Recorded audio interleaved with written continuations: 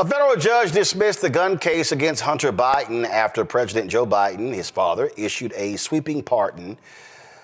Biden pardoned Hunter, was convicted of tax evasion and federal gun charges. Hunter's sentencing was set to take place in a couple of weeks. Despite the repeated White House assurances that the president had no intentions of pardoning his son, the president announced Sunday evening that he had pardoned him. In the statement, he said, "Today I signed a pardon for my son Hunter. From the day I took office, I said I would not interfere with the Justice Department's decision-making, and I kept my word, even as I have watched my son being selectively and unfairly prosecuted. Without aggravating factors like use in a crime, multiple purchases, or buying a weapon as a straw purchase, people are almost never brought to trial on felony charges solely for how they filled out a gun form. Those who were late paying their taxes because of serious addictions but paid them back subsequently with interest and penalties are typically given non-criminal resolutions. It is clear that Hunter was treated differently. The charges in his cases came about only after several of my political opponents in Congress instigated them to attack me and oppose my election. Then a carefully negotiated plea deal agreed to by the Department of Justice unraveled in the courtroom, with a number of my political opponents in Congress taking credit for bringing political pressure on the process. Had the plea deal held, it would have been a fair, reasonable resolution of Hunter's cases. No reasonable person who looks at the facts of Hunter's cases can reach any other conclusion than Hunter was singled out only because he is my son. And that is wrong. There has been an effort to break Hunter, who has been 5.5 years sober, even in the face of unrelenting attacks and selective prosecutions. In trying to break Hunter, they've tried to break me, and there's no reason to believe it will stop here. Enough is enough. For my entire career, I've followed a single principle: just tell the American people the truth. They'll be fair-minded. Here's the truth. I believe in the justice system, but as I have wrestled with this, I also believe raw politics has infected this process, and it led to a miscarriage of justice. And once I made this decision this weekend, there was no sense in delaying it further.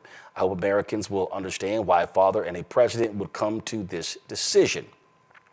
A sweeping pardon covers Hunter's convictions in 2 cases in Delaware and California and any other, quote, offenses against the United States, which he has committed or may have committed or taken part in during the period from January 1st, 2014 through December 1st, 2024. Okay, so predictably, Republicans lost their shit. I mean, they were just acting a fool. Oh my God, you had Scott Jennings from CNN talking about this administration has lied more than any other. You mean compared to the fool who you supported again and the 30,000 plus lies he told in those 4 years? Really? Then you have all of these people, including some Democrats. They, of course, oh my goodness, this is wrong, it's not right, all those different things. Let's keep in mind, Donald Trump pardoned Mike Flynn. He pardoned Paul Manafort, his campaign manager. Flynn lied to the FBI. Manafort was taking money from foreign entities. Then there was Roger Stone, who's just across the board a liar and a thief. Let's see. He also pardoned Charles Kushner. Who's Charles Kushner? The father of his son-in-law. What did he do? Well, was it tax evasion? Oh, what he also did was he hired a prostitute to sleep with his sister's husband, had it recorded, and sent the video to his sister, because he was pissed that his brother-in-law cooperated with fellow authorities who were investigating him. Homeboy didn't want to get hit with obstruction of justice, so he cooperated. Oh, that same Charles Kushner, Trump just appointed the United States ambassador to France. Oh, since we're talking about, this is nepotism, and the one that cracked me, I'm gonna get to this in a sec, but the one with the nepotism, it's like, oh, this is just wrong. It's nepotism. Okay. Are we gonna hear anything from any Republican about, Jared Kushner getting $2 billion from the Saudis after leaving the White House? You don't think that deal was cut beforehand? Now, I know there's some people who are saying that, Roland, it doesn't matter. All of that is wrong. It doesn't matter. It's unfair because Biden kept telling us he was never going to pardon him. Okay, if you actually believe that, you're crazy. You're crazy. Believing Biden was never going to pardon Hunter, it's like believing that Donald Trump supports ethics in government. I never for a second thought that Biden was not going to pardon his son. He always was.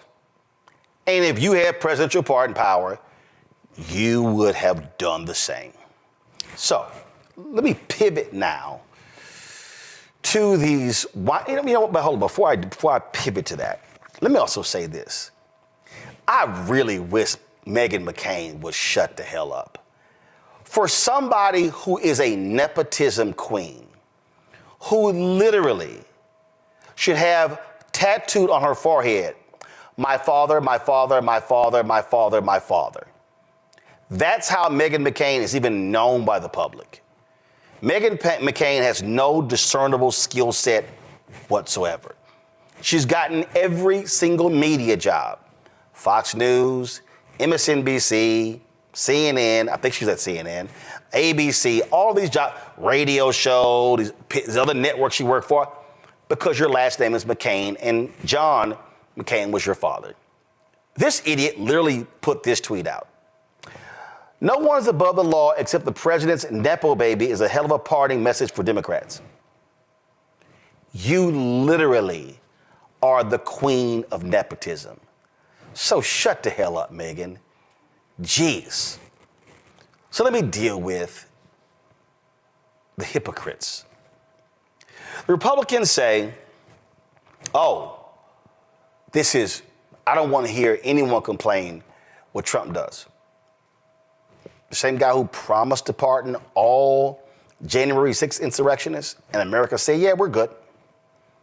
This notion that what Biden did somehow is going to pave the way for Trump to abuse the pardon system when we know that they were selling pardons. We have Rudy Giuliani on record trying to hit somebody up for $2 million for pardons. They were selling pardons. So can we please stop this nonsense about, oh my God, because Biden did this, this is somehow going to embolden Trump. That thug Trump was always going to abuse pardons like he did before. So let me deal with these weak ass, impotent, sorry, pathetic, trifling ass Democrats. Seriously, shut the hell up. This is not right, this is not who we are. Yeah. President Bill Clinton, didn't he pardon his brother-in-law? Didn't Jimmy Carter pardon his brother? Haven't they pardoned donors and other people? So this notion that, oh my God, this is just going to be the end of us. No, it's not. You've always had controversial pardons, and you always will. But the thing that gets me the most is, it's also how these Democrats want to act as if their counterparts wouldn't do the same. This is why I always say Democrats have no understanding of how to win. They have no idea how to win. You want to hear a whiner? How about West Virginia Senator Joe Manchin? Okay, how long has he been on the take from coal companies? Listen to this. As a father, I don't know of a father that wouldn't have done the same thing. What I would have done differently, and my recommendation as a counsel would have been, why don't you go ahead and pardon Donald Trump for all his charges and make it, it had gone down a lot more balanced, if you will. I'm just saying, wipe them out. What do you think this does for his legacy? I don't know. From that standpoint, it makes it difficult. So last night, Chris Cuomo and Stephen A. Smith said the exact same thing, pardon Trump. Listen to this bullshit. You know what else Biden should do? And I know people are going to get upset about this, but just Think about it before you go crazy on me. Not you, Sure. everybody else. If I were he, I would pardon Trump. I You would know pardon something? Trump. Honestly, I would say honestly, this as has gotta crazy as this stop. sounds, Chris, I'd pardon. Chris, that's exactly what I would do. That's exactly what I would do. Enough's enough. You know what? You're Enough. the Democrats. You lost the election. You got your butt whipped. You couldn't prevent him from going back to the White House. More than a dozen cases have been dropped against him. The cases that have been ruled against him, he's going to appeal, and he'll probably get off from having to deal with all of that. It's time to move forward. You want to get at Trump? Sit back and judge what he does. Guess what? You got a midterm election in 2 years. Are you going to be ready if you're the Democratic Party? You should be. You know, he's going to be the presidency for 4 years. You're going to be able to judge every single act that he does. March forward, move forward. You know, Gerald Ford could have let Nixon suffer. You know, to say he didn't let that happen. Why? Because it was for the good of the country. The whole hanging Chads issue in 2000 between George W. Bush and Al Gore. Gore could have dragged it on. He didn't. It was for the better of the country. And a lot of times these folks speak about this stuff, but they don't do what they say they're going to do and what they implore others to do, which is where the disgust elevates exponentially for Washington, D.C., because we know they're full of it most of the time. And today was the latest example of that. All right, so listen, Chris and Stephen A, nice guys. But I'm sorry, Stephen A, what he just said is, he don't know what the hell he's talking about. No, I'm just being straight up. I just got to call it like I see it. First of all, Al Gore could not have fought the hanging Chad case because the Supreme Court ruled. They ruled. The Supreme Court, Stephen A, ordered the stopping of the counting in Florida. That was it. You can't go higher than the Supreme Court. So that's just simply not true. Then when you talk about Gerald Ford, that was one of the reasons why Gerald Ford couldn't beat Jimmy Carter, because people were pissed off that he gave Nixon a pardon. Yep. Go back and check. Now, there are consequences to the good of the nation. That's exactly what happened. People wanted wanted Richard Nixon to pay for his crimes. And by Gerald Ford giving him a pardon, guess what? That immediately doomed him from winning in 1976. But let me remind Stephen A, Chris Cuomo, Joe Manchin of several different things. Donald Trump, Stephen A said 12 cases have been dropped. No, they haven't. The Georgia case hasn't been dropped. The New York cases have not been dropped. Okay? They've been postponed. Not dropped. The only reason the federal cases were dropped, and he asked for it to be done with prejudice, meaning it can be reinstated once Trump leaves. So we need to get facts straight here as to what happened. So this is precisely why Biden should never give Trump a pardon. And this is for Stephen A, Chris Cuomo, Joe Manchin, and anybody else. First and foremost, Donald Trump became the first occupant of the White House in American history to try to overturn the results of an election. That is the second most evil thing someone can do other than commit treason against the United States. In fact, if an individual sold U.S. secrets to China or Russia or some other country, what Trump did is actually even greater than what they did, because he was in the Oval Office. He literally tried to weaponize the nation to overthrow a democratically elected president. You don't get higher than that. That's one. Two, he was ordered to return classified documents. He said no. He defied his own attorneys in moving those classified documents. He enlisted support of his Mar-a-Lago staffers to move the documents and lied to his own attorneys about those documents. So no, Stephen A., no Chris Cuomo, no Joe Manchin or anyone else, hell no, you don't pardon Trump for what he did. You cannot compare the crimes that Donald Trump committed to what Hunter Biden did by filling out a form and evading taxes. Nah, you don't compare the two. And this nonsense about, oh, we've got to move on from this.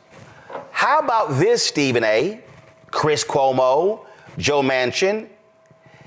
If the man would stop breaking laws, he wouldn't get prosecuted.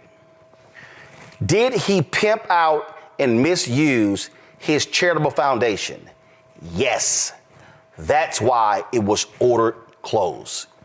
Did he absolutely lie about the value of his own properties? Yes. That's why he was ordered to pay in the case of that Letitia James had against him, the civil case. Did he conceal payments to a porn star in order not to show them on FEC reports? Yes, 34 counts, he was found guilty.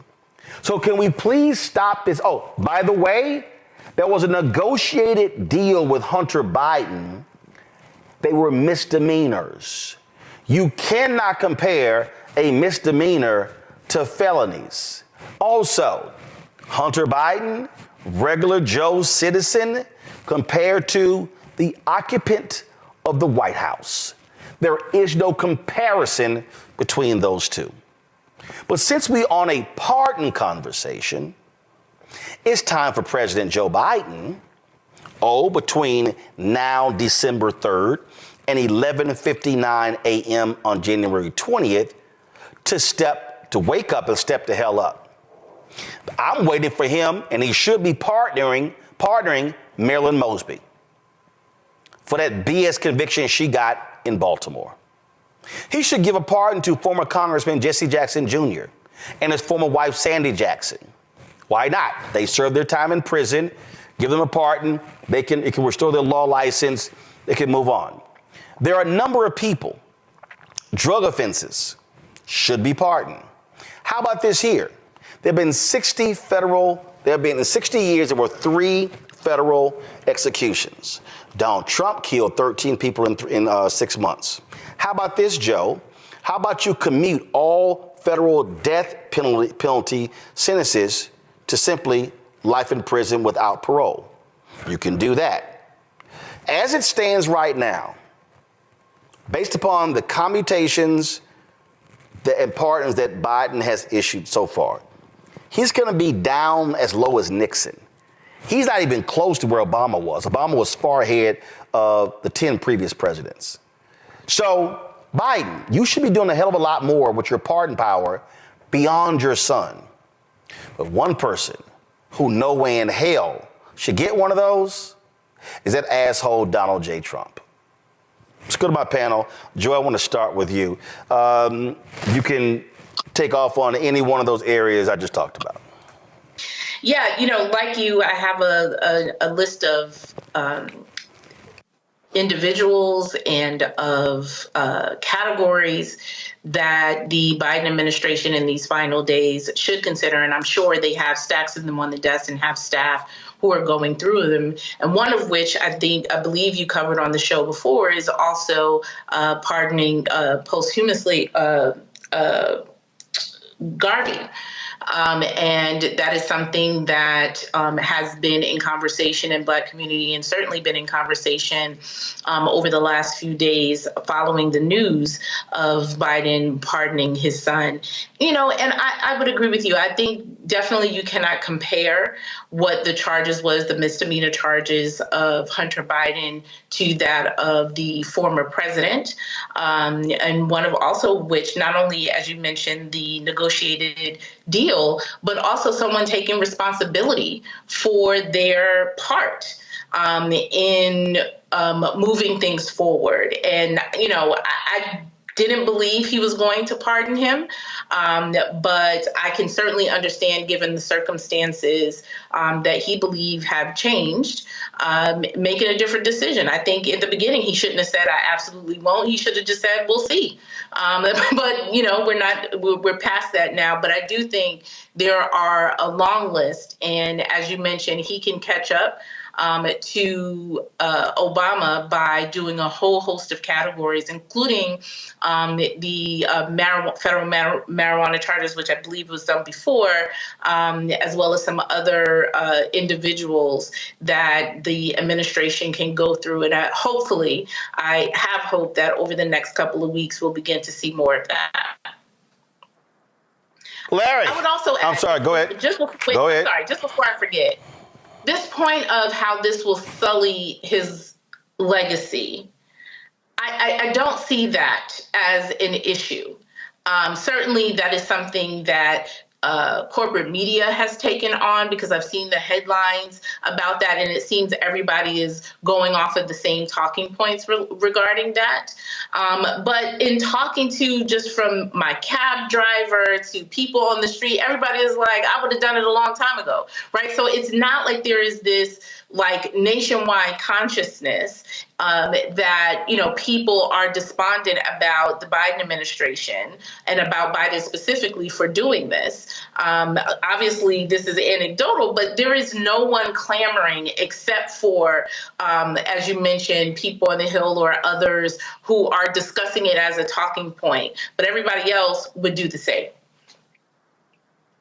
Harry, listen, I don't know a lot of people out there, and literally I have not had a ton of people emailing me, texting me going, man, it's a damn shame you get that pardon to Hunter Biden.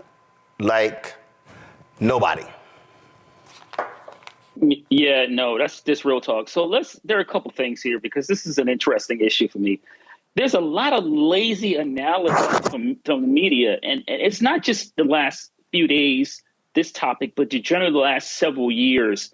Once there's a narrative that sticks, whether it's this or the president, Biden is too old, once it sticks, they just run with it for several days and several weeks. And we've seen a ridiculous number of op-eds on this topic already. But I want people to have the same energy when it comes to the January 6th insurrectionists, when they get pardoned, because that's coming. So I want you to make sure we have the same level of scrutiny in the next couple of months when we see that happen.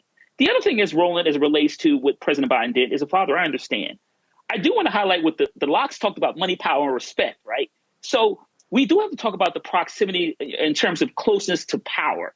And so if you look at the history of some of the individuals, presidents you highlighted, family members get pardons. And once again, that's a proximity to power. So I also agree with Leader Jeffries, who I saw came out with a statement within the last hour, to what Joy talked about in terms of we need to also we need to have the same energy as it relates to those non-violent drug offenses, who are disproportionately Black folks. So I would expect President Biden to use that pen to address some of these disparities we see in terms of the way Black folks are, spend time incarcerated because of the way these policies are driven, and then in the way they're implemented as it relates to negatively impacting the Black community.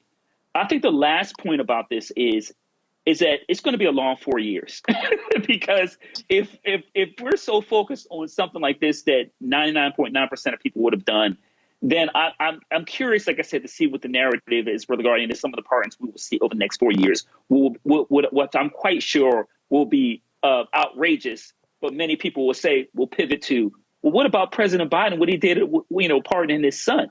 And it's generally, I think this speaks to a larger problem in terms of narrative, not only the media, but how a system, and look, we talked about this, I'm a former congressional staffer, how the system is just broken. And we saw that a few weeks ago with the most recent election. And that overall, we're in for a long 4 years, as I said a few minutes ago. And I want people to keep the same energy over the next 4 years for some of the really outrageous things we're going to see. Mustafa. It goes back to what I've shared before with my grandma's quote, you have power unless you give it away. So if you've got power, you got to use it, because we already know when Donald Trump was in office, what was it, 237 clemencies, 94 commutations, and 143 pardons. So he had no problem in using that power in that moment. So, President Biden now has the opportunity to do some good before he leaves with a little less than 6 weeks to go. So, use your power to make sure, as you said, Sister Mosby, finally get some justice. Make sure that the folks who are part of that First Step Act of 2018 that didn't capture all those folks, who are nonviolent offenses, make sure that they finally get a chance to breathe some fresh air and be free. So use your power. Stop being scared and do what you feel in your heart is the right thing to do, and dole out some justice. Well, it's just a trip listening to, especially a lot of these media people. I mean, Nate Silver. Oh my God! I will never vote Democrat after this. Shut your punk ass up. I mean, literally, I wish these white media people would just shut up. I mean, Chuck Todd and Chris Cizilla, whatever the hell his name is. They're like, Biden running and these things happening. They just, first of all, they sound like a bunch of whiny ass people, okay, who are losing their shit. Does anybody remember a guy named Mark Rich? A rich dude who was the ex-husband of a big-time Democratic donor, and Bill Clinton pardoned him? I'm sorry, do you hear anybody saying, ooh, the legacy of Bill Clinton was totally sullied because of that one pardon? You can't even ask most people, if you said Mark Rich, they would think that's a character from a movie. That's how silly these Beltway people are. And I'm telling you, they get on my damn nerves. But yeah, they'll be justifying a bunch of actions of Trump. Well, see, where you go, because Biden did it. Now, let me remind people, Trump did some foul shit before Biden became president. So you can't act like it's Biden's fault. So I didn't want to hear all that whining and complaining. Hi, I'm Isaac Hayes III, founder and CEO of Fanbase. Fanbase is a free to download, free to use, next generation social media platform that allows anyone to have followers and subscribers on the same page. Fanbase was built through investment dollars from equity crowdfunding from the Jobs Act. People just like you help build Fanbase, and we're looking for more people to help build Fanbase. We are currently raising $17 million in a Regulation A crowdfund on StartEngine. We've already crossed $2.1 million, but we're looking to raise more capital from people just like you that deserve the opportunity to invest in early stage startups without having to be accredited investors. So right now, I'd like you to go to startengine.com/fanbase and invest. The minimum to invest is $399. That gets you 60 shares of stock in Fanbase right now, today. And then use Fanbase to connect with friends, grow your audience, and be you without limits.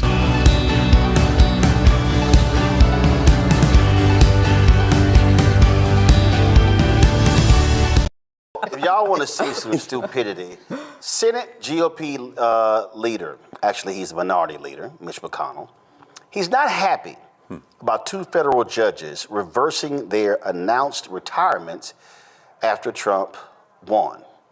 McConnell criticized the pair of, quote, partisan Democrat district judges who plan to unretire after, quote, the American people voted to fire Democrats last month. Listen to this SOB. Just before Thanksgiving, the Senate reached a deal on judicial nominees. Republicans would forego our available procedural roadblocks on the remaining nominations to district courts, which have the votes to be confirmed. In exchange, the Democratic leader wouldn't bring any of the remaining nominations to circuit courts to the floor because they don't have the votes to be confirmed. As a result, President Biden is getting around a dozen more district judges, and the next president will get 4 more circuits to fill. At least, I expect he will. We've already seen 2 partisan Democrat district judges, quote, unretire, end quote. after the American people voted to fire Democrats last month. This is noteworthy. Looking to our history, only 2 judges have ever unretired after a presidential election. 1 Democrat in 2004 and 1 Republican in 2009. But now, in just a matter of weeks, Democrats have already met that all-time record. It's hard to conclude that this is anything other than open partisanship. They roll the dice that a Democrat could replace them, and now he won't. They're changing their plans to keep a Republican from doing it. It's a brazen admission, and the incoming administration would be wise to explore all available recusal options with these judges, because it's clear now that they have a political finger on the scale. This sort of partisan behavior undermines the integrity of the judiciary. It exposes bold Democrat blue where there should only be black robes.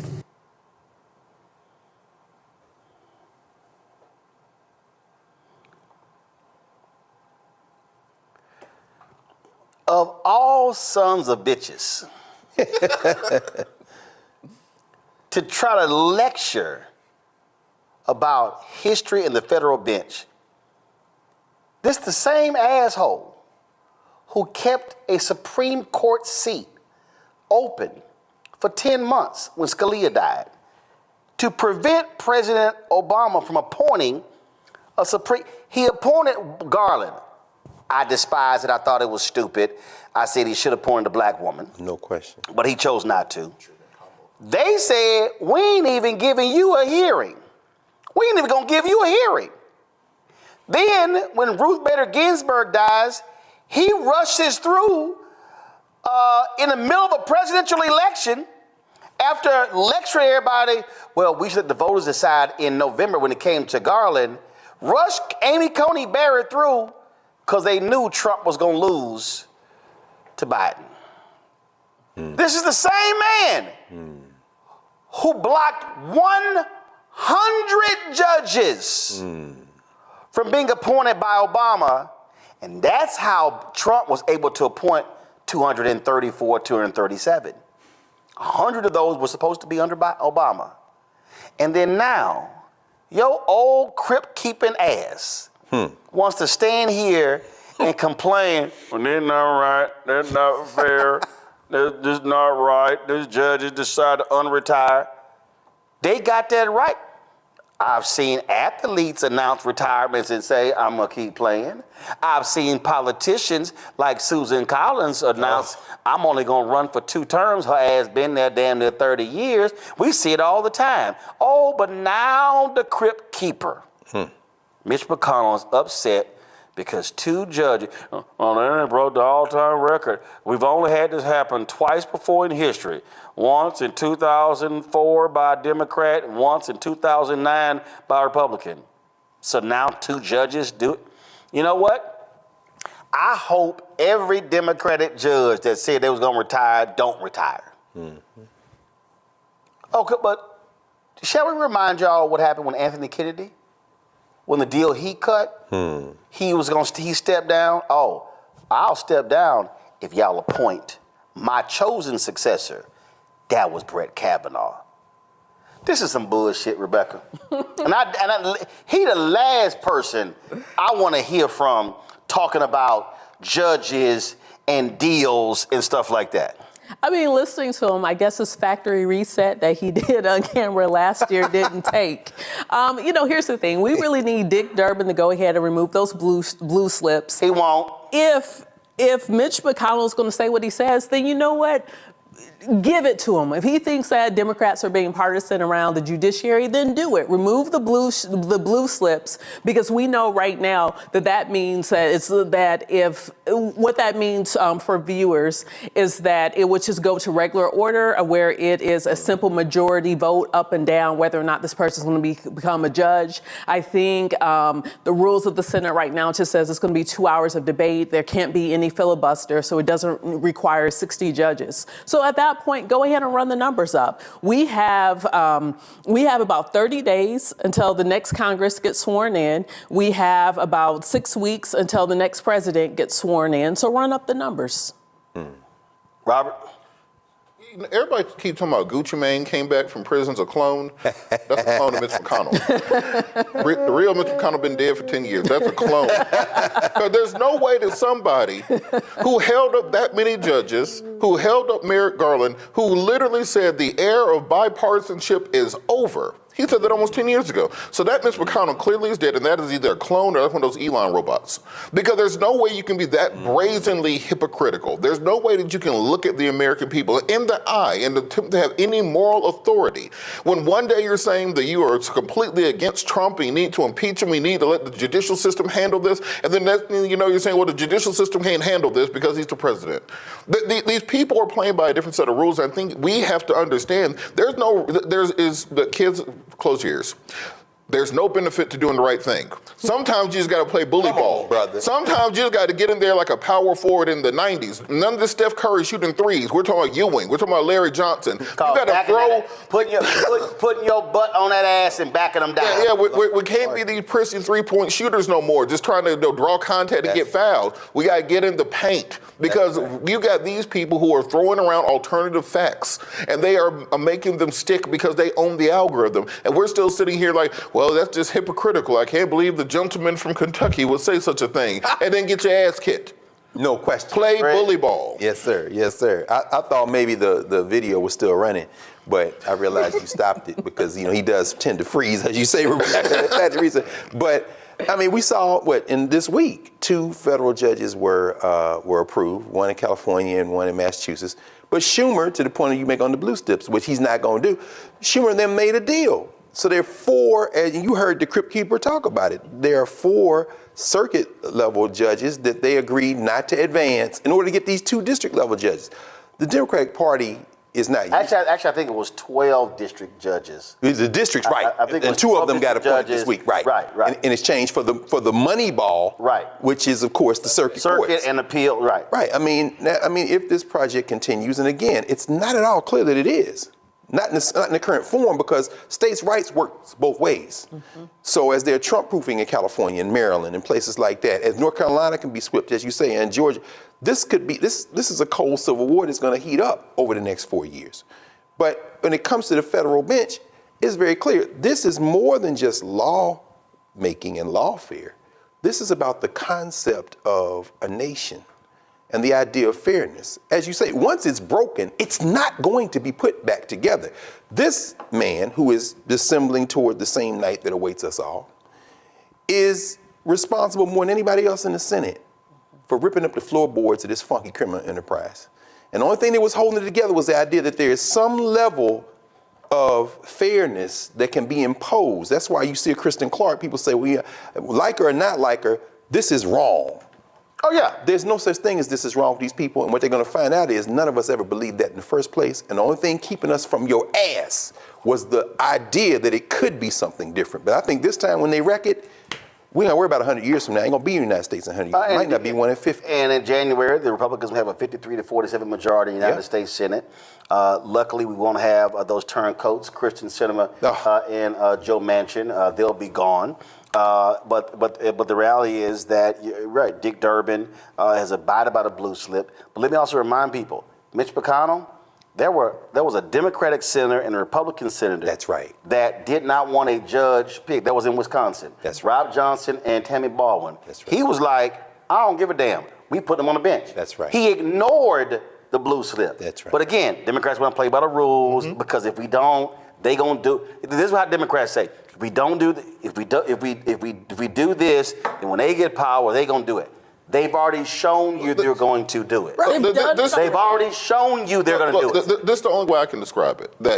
The Democratic Party seems to be that kid who's in the library, they're reading, they're working hard, they're playing by all the rules. And then you look on Instagram, and your cousin who I thought is over in Dubai on a jet ski. Yikes. I'm talking about twerking. I mean, they're having a good time, having a hot girl summer. So what do you want to do? You want to keep working hard and losing? Or do you want to do what the winning team is doing and actually throw some elbows and win? Well, that's moral high ground and getting us nowhere. Well, that's why I could not help but laugh when Charlemagne was on The View today, and they were talking about, he felt that, Democrats, if you're going to be able to have the moral high ground, why did Biden do this? And I was sitting here like, I'm sorry, we literally have somebody right now who will lie to our face. Right. Donald Trump, literally. Donald Trump, exactly. Right. Exactly. Donald lies too. Donald Trump literally sat there. I don't know nothing about Project 2025. I ain't the point. I don't want to know about it.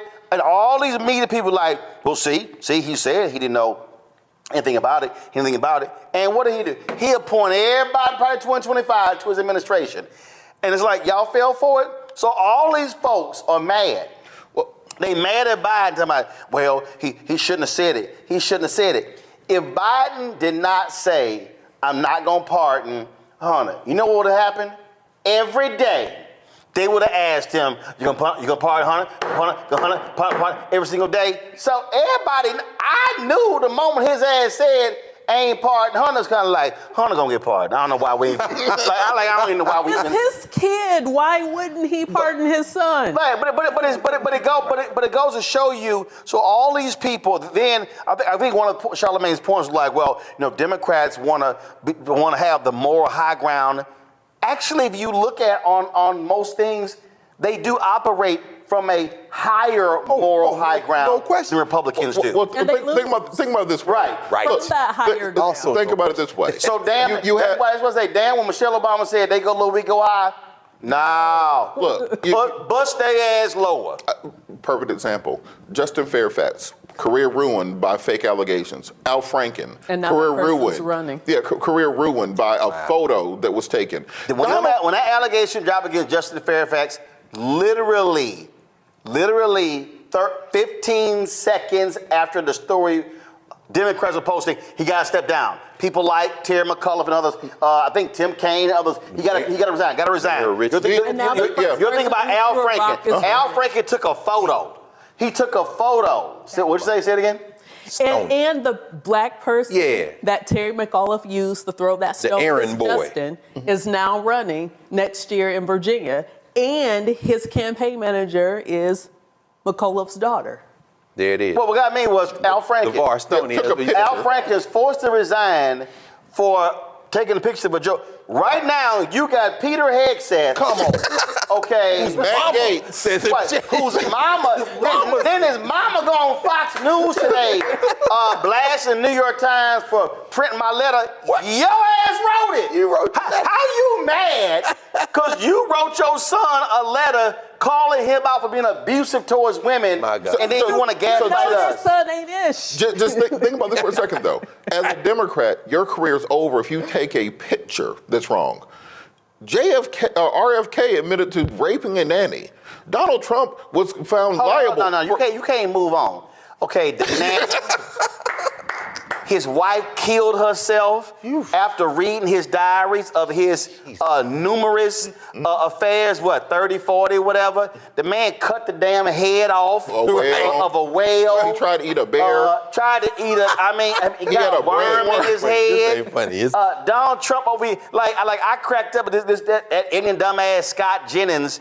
Matter of fact, I just saw the video. Scott Jennings on CNN. Well, it was just, it wasn't called for them for the New York Times to report a private letter. And then the Smart responded, but y'all had Hunter Biden's junk on billboards. So it's like they sitting here like, this isn't right. This is. Peter Navarro. Come on, man. Peter Navarro left prison, went to the RNC the next day after he left prison, and is now in the cabinet. And we are ending people's careers over pictures from 10 years ago. Right. So the reality is, Democrats, and this is the whole deal. Democrats have been playing by the rules. Yes. Here's the deal. First rule, Fight Club. Let me just be real clear. I don't want to hear no more of this bullshit.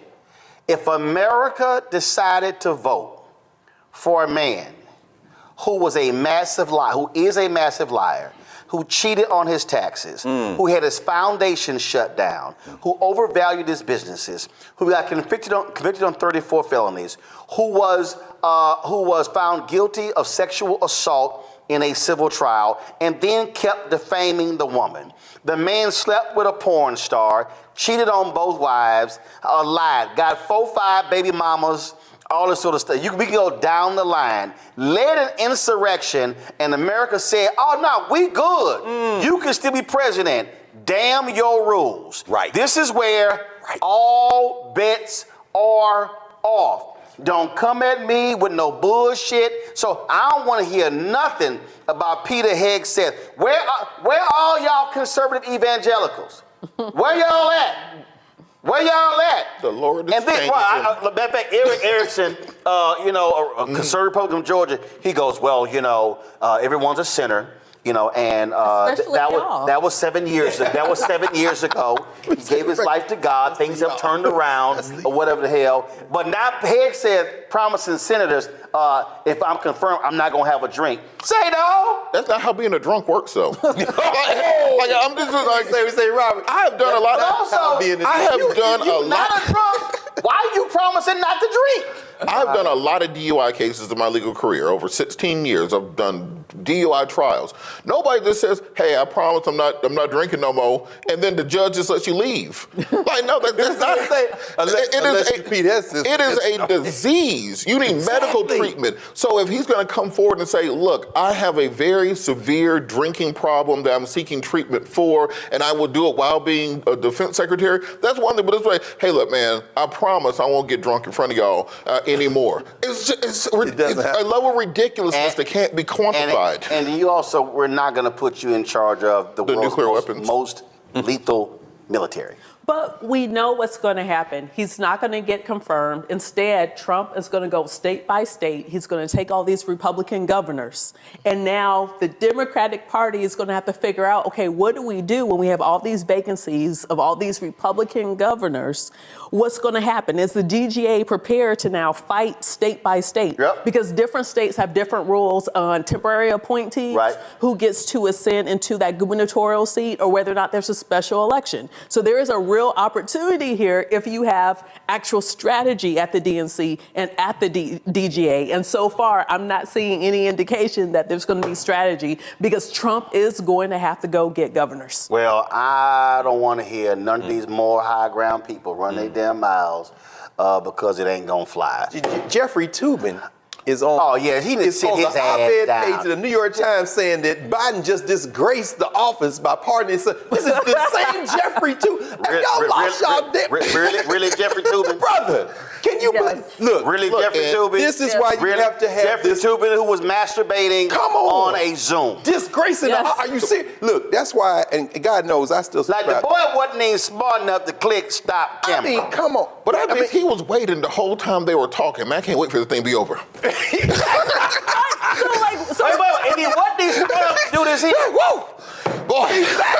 Let me show y'all. There's a camera on the iPad. If you do this, they can't see. They can't see. No, but so we ain't listen to your ass. Nobody. But this we got this platform, man. I mean, you can't listen to none of these people. But here's the problem with the whole moral high ground argument. For those who understand tactical war, the high ground is supposed to be the strategic place that you go, and no one's supposed to lose when you're up on the high ground. So all this moral high ground, it's a fake high ground. It's not really a high ground. down. It is what white supremacy tells us in this country, what polite society should do. And so you should toe the line. You should not ruffle feathers. It's not an actual morality and the moral high ground that we're here. Well, and it's also driven by media. And just like the media will sit here and badger Vice President Kamala Harris about why she appoint a Republican to her cabinet. But you don't hear, I'm sorry, have you heard any of them badger Trump? Hi, I'm Isaac Hayes III, founder and CEO of Fanbase. Fanbase is a free to download, free to use, next generation social media platform that allows anyone to have followers and subscribers on the same page. Fanbase was built through investment dollars from equity crowdfunding from the Jobs Act. People just like you helped build Fanbase. And we're looking for more people to help build Fanbase. We are currently raising $17 million in a Regulation A crowdfund on StartEngine. We've already crossed $2.1 million, but we're looking to raise more capital from people just like you that deserve the opportunity to invest in early stage startups without having to be accredited investors. So right now, I'd like you to go to startengine.com/fanbase and invest. The minimum to invest is $399. That gets you 60 shares of stock in Fanbase right now, today. And then use Fanbase to connect with friends, grow your audience, and be you without limits.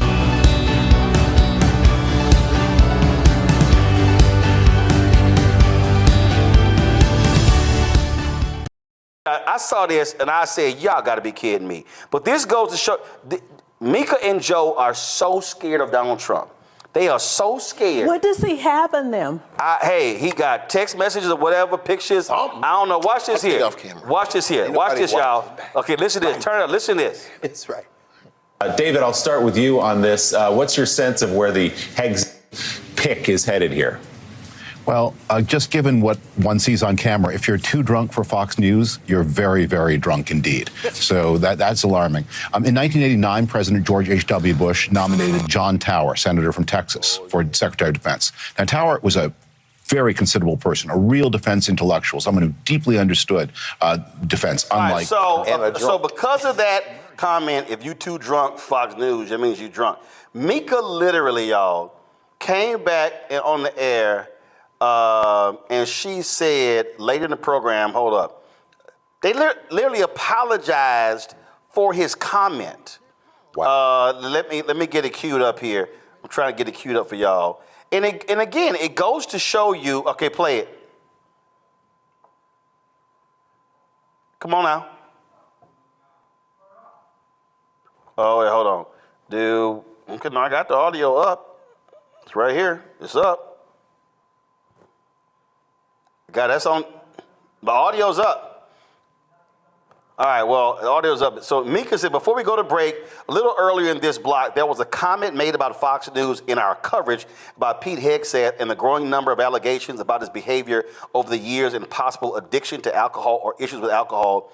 The comment was a little too flippant for this moment that we are in. What? We just want to make that comment as well. We want to make that clear. We have differences in coverage with Fox News, and that's a good debate that we should have often. But right now, I just want to say there are a lot of good people who work at Fox News who care about Pete Hegseth, and we'll want to leave it at that. What? But now you know what you just did, though. More people now know she made that comment than when she made it, because ain't nobody watching MSNBC anymore. Not more than Joe. It really does feel like paper. It really does. But what does it say? What does it say that you gonna apologize for? Fox News, dog, y'all, all day. No, that's what you said. Aired an entire segment on MSNBC supporting chemical castration for children and being part of this cabal that wants to mutilate the genitals of teens, but saying that somebody who says that they're going to stop drinking is drinking too much apparently has crossed the line. And doing it with the Republicans, because John Tower was all those things and a stone cold drunk, which is why he couldn't be convicted. Why his own colleagues said, now play it. Exactly. Rebecca, go ahead. Exactly. This is why you need to support the Black Star Network. No question. Because over the next 4 years, if you actually want quality information, and yes, we offer color commentary, but if you want people who are actually talking about issues that impact you, impact your real life, then, you know, you're going to have to tune in to those platforms that's delivering that information. What's unfortunate, we're seeing a lot of the corporate media, unfortunately, we're seeing that they're already showing, just like some of the corporations are backing down from diversity, equity, and inclusion, they're all falling down on the knee and they're getting ready to kiss the ring. And so you have to understand, as you're getting information over the next 4 years, you're going to have to use a lot of critical thinking and also making sure that you're qualifying where you're getting your information. Let me be real clear, y'all. I just want to be as clear as I possibly can. We ain't kissing no Trump MAGA ass. Come on now. We ain't kissing no ring. We ain't bowing down to nobody. I told y'all what happened when he had a meeting with the TV anchors and I was invited to it. And they invited me to 3 of them. I made 2 of them. Biden people never invited me to 1. Just saying. So Trump walks in. You know, normally when the president, I don't call him the president, the president walks in, everybody stands up, they move to him. Everybody moved to him. I like that Simpsons meme. I fell backwards. So I was standing there and I was sitting there going, I was like, well, I ain't gonna call his ass Mr. President because he ain't got no respect for the office, so I can't call him President Trump. Not gonna happen. Then I was like, I can't call his ass Mr. Trump. So I'm like, damn, what I'm going to say when he... So he's shaking everybody's hand, and he get to me, he stick his hand out. Hi, good to see you. Good to see you. I went, hi. Damn. That was it. You didn't even touch it. That was it. I wasn't about to sit here and call him by no title because he didn't have any respect for the office, so I'm not going to call you by the title of the office. I'm not going to do it. So, yeah, unlike Joe and Mika and Morning Joe, we ain't kissing no Trump ass. I ain't going to Mar-a-Lago. We ain't sitting down. He gonna be talking to Kristen Welker. We already know how that interview is gonna go. He gonna run over her like a freight train. No question. But just as Rebecca said, if y'all want honest conversation about the truth, about what these yahoos are gonna do 2 blocks from us, I'm telling you right now, when they come in here with their carnage, somebody has to speak truth about what they are doing, and that's gonna be us. And we ain't gonna apologize for it, and we ain't gonna bow down to nobody, we ain't kissing nobody, but it's not gonna happen because you have to call out evil when you confront evil. That sign back there, what is it? It's by Ida B. Wells Barnett. It's right there. And this is her famous quote where she said, the way to right wrongs is to shine the light of truth upon them. And that's what we're gonna do. We're gonna shine that light. It's gonna be black and it's gonna be real bright. And we're going to sit here and hit them with the light because it's going to be a whole lot of darkness under these evil people come 12:01 p.m. on January 20th. And y'all already know, on that day, we ain't streaming a damn thing dealing with the inauguration. That's going to be MLK Day. And that's what we're going to be talking about. All right. Just letting y'all know. Hi, I'm Isaac Hayes III, founder and CEO of Fanbase. Fanbase is a free-to-download, free-to-use, next-generation social media platform that allows anyone to have followers and subscribers on the same page. Fanbase was built through investment dollars from equity crowdfunding from the Jobs Act. People just like you help build Fanbase, and we're looking for more people to help build Fanbase. We are currently raising $17 million in a Regulation A crowdfund on StartEngine. We've already crossed $2.1 million, but we're looking to raise more capital from people just like you that deserve the opportunity to invest in early-stage startups without having to be accredited investors. So right now, I'd like you to go to startengine.com/fanbase and invest. The minimum to invest is $399. That gets you 60 shares of stock in Fanbase right now, today. And then use Fanbase to connect with friends, grow your audience, and be you without limits.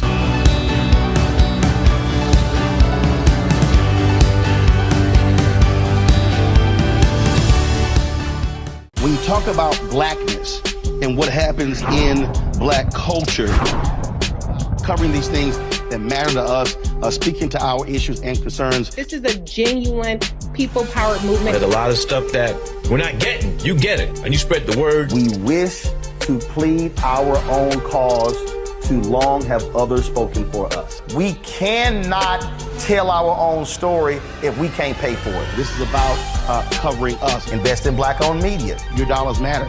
We don't have to keep asking them to cover our stuff. So please support us in what we do, folks.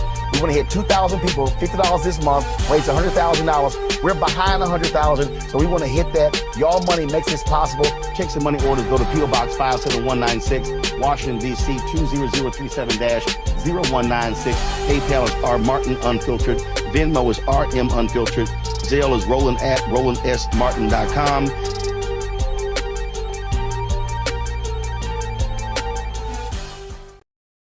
There was a hearing today, and let's just say Rudy Giuliani was not happy at all. Now, you know, he's got to pay a massive judgment to two black poll workers in Georgia because he kept defaming them in the 2020 election. And Rudy ain't too happy, y'all.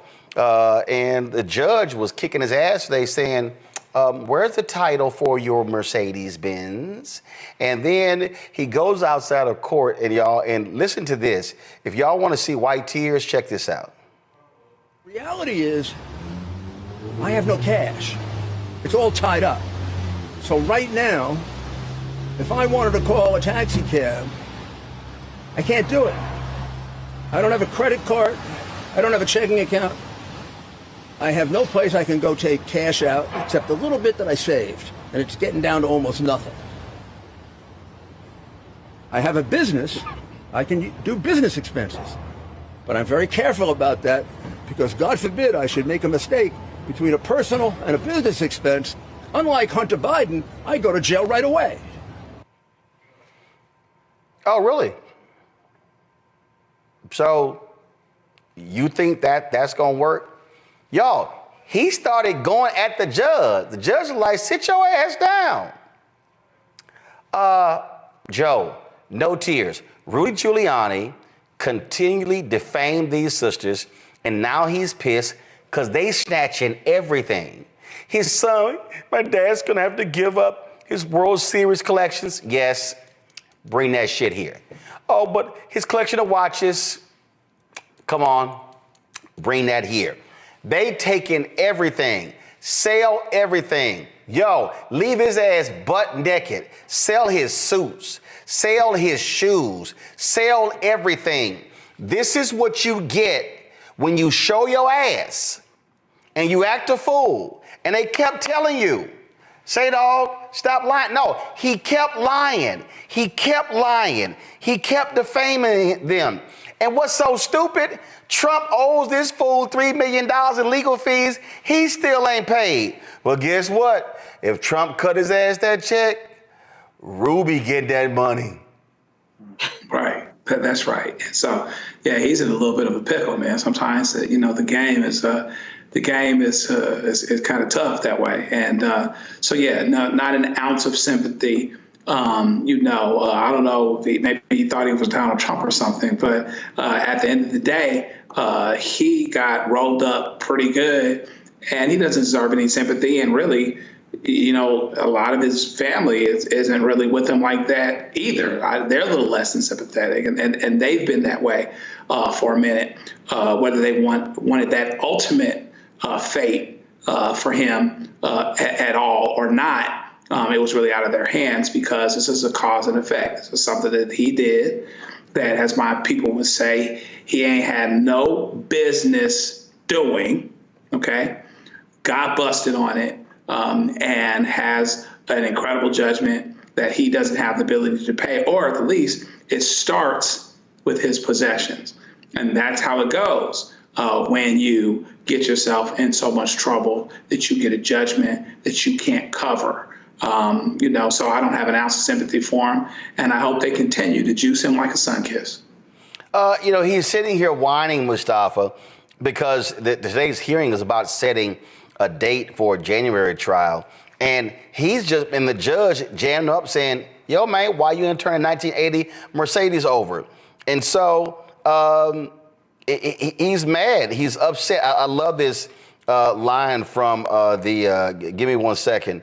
The courtroom. I love the all the different the sketch artists that took place. Yeah, let me see. Maybe I can show this to y'all. I love this here. He was so upset. This sketch artist right here just nailed it. Look at Rudy sitting there, just mad, all upset. Mustafa. Well, Rudy, guess what? You wrote checks. Now your ass couldn't cash. Now it's on you, player. Yeah, well, he's mad because his privilege didn't allow him to be protected in the way that he thought that it would. He thought that he could be able to do and say whatever he wanted, and there would be no repercussions for that.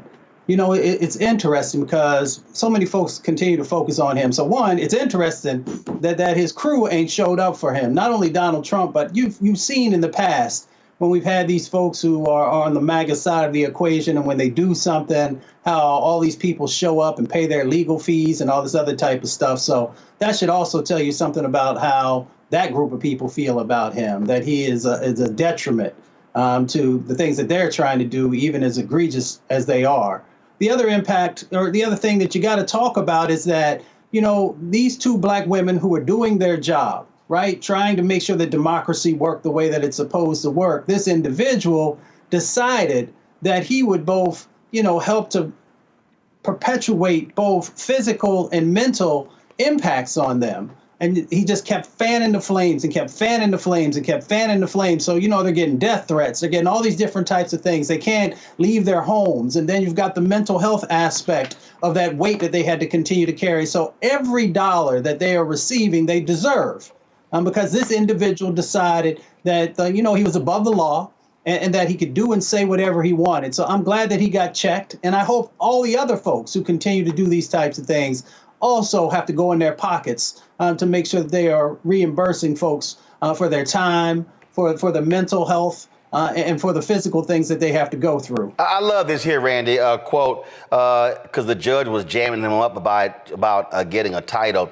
Your client is a competent person. He was the U.S. attorney in this district. The notion that he can't apply for a title certificate and then Giuliani then cuts him off. I did apply for it. What am I supposed to do? Make it up myself? Your implication that I have not been diligent about it is totally incorrect. Well, you made up stuff about the two workers. And then he cried poverty. I'm not impoverished. Everything I have is tied up. I don't have a car. I don't have a credit card. I don't have cash. And I love this sketch artist right here. Arms folded, all upset and mad and angry. I don't know who that is, a black dude or was a white guy standing next to him. I don't know who that is. Then he claimed, first of all, he's very good at this. He claimed without providing evidence, someone had placed what he called a stop order on his Social Security account. And the judge said, I had enough of this. Judge said, next time, he's not going to be permitted to speak and the court will take action. Your client can either represent himself by counsel or appear pro se. He can't do both. And then the judge says the cars and the keys without the title is meaningless. Oh, and this is that Mercedes right here. So sorry, Rudy, you're going to have to suck this thing up. And then the judge denied his bid to push back a January 16th trial of whether he can hang on to some of his prized possessions. Remember, he also is appealing the case. He's been disbarred as well. And so, oh well, sorry, Randy. I have zero sympathy for that Trump suck-up.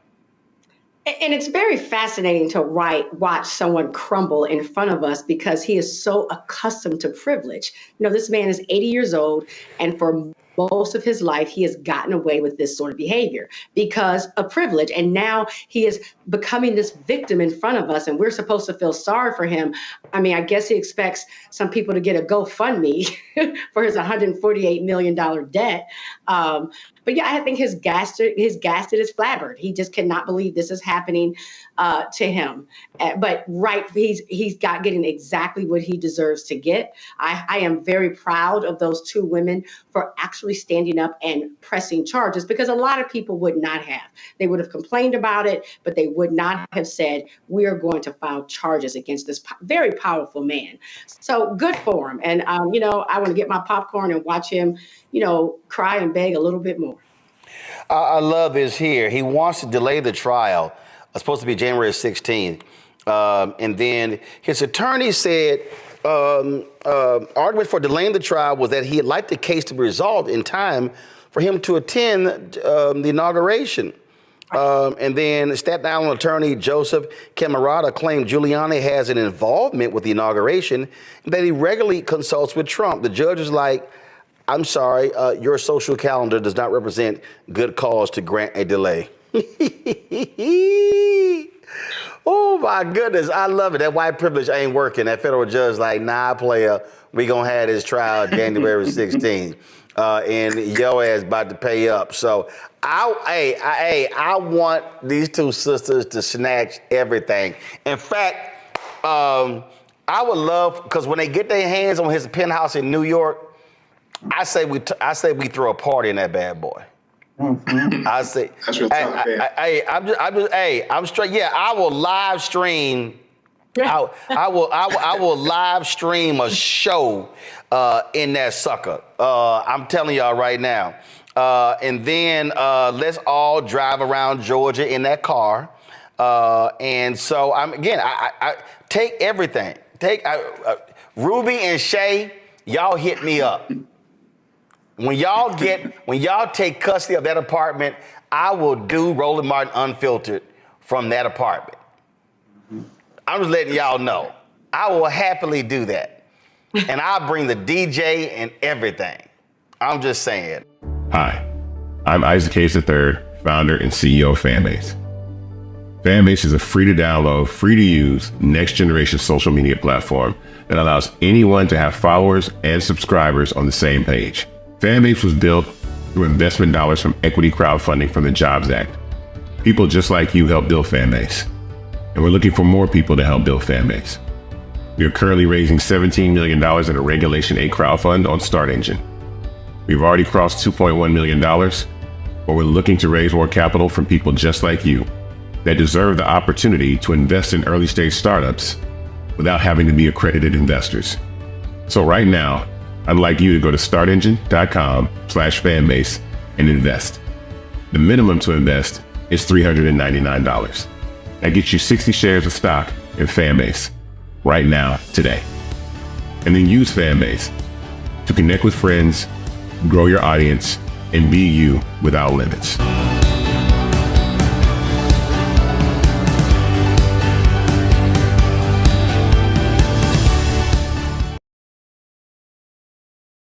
Well, folks, looks like Byron Allen's lawsuit against McDonald's is moving forward. A federal judge ruled that he can go to trial in his lawsuit against McDonald's. This is the story from the Grill right here. Federal judge rules Byron Allen's $10 billion lawsuit against McDonald's for racial discrimination will go to trial. According to the federal judge, he ruled that there was enough evidence, there was sufficient evidence for the suit against McDonald's by his media companies under Section 1981 of the Civil Rights Act of 1866 to go to trial. It says the lawsuit alleges that the fast food chain blocked Allen and his media properties, including his TV networks and streaming assets, from McDonald's general market ad agency responsible for dispersing the vast majority of McDonald's massive ad budget. According to court filings, McDonald's spends hundreds of millions of dollars each year to advertise its products in national media. Instead, the lawsuit claims Allen and his companies were relegated to McDonald's black-only ad agency, which has a significantly smaller budget. The racial discrimination suit argues despite annual pleas for the Allen media companies to be included in McDonald's general ad market, they remain in its black-only market because Allen is black, which Allen's parent company, Entertainment Studios, described as blatant and pernicious discrimination. In his 25-page ruling, the judge denied McDonald's motion for a summary judgment in his favor and said the case will proceed in a court trial that could see Allen succeed in a groundbreaking racial discrimination suit. The reality is this here, Larry. What we are seeing a significant number of companies that are pulling back on their DEI efforts. We are seeing them pulling back on investments in black-owned media. I got no problem saying it. McDonald's advertised with us last year. We thought there was going to be a It was supposed to be a multi-year deal. Came back, was like, oh, no, only 1 year. That was it, and nothing this year. And the reality is, when you look at a lot of these other different companies, same thing. Again, if for African Americans, it may be going the court route in order to seek justice for historically being ignored by these media companies, by these major companies. Some 340, close to $400 billion in America is spent every year on advertising, and Black-owned media gets barely 1% out of the $340 billion.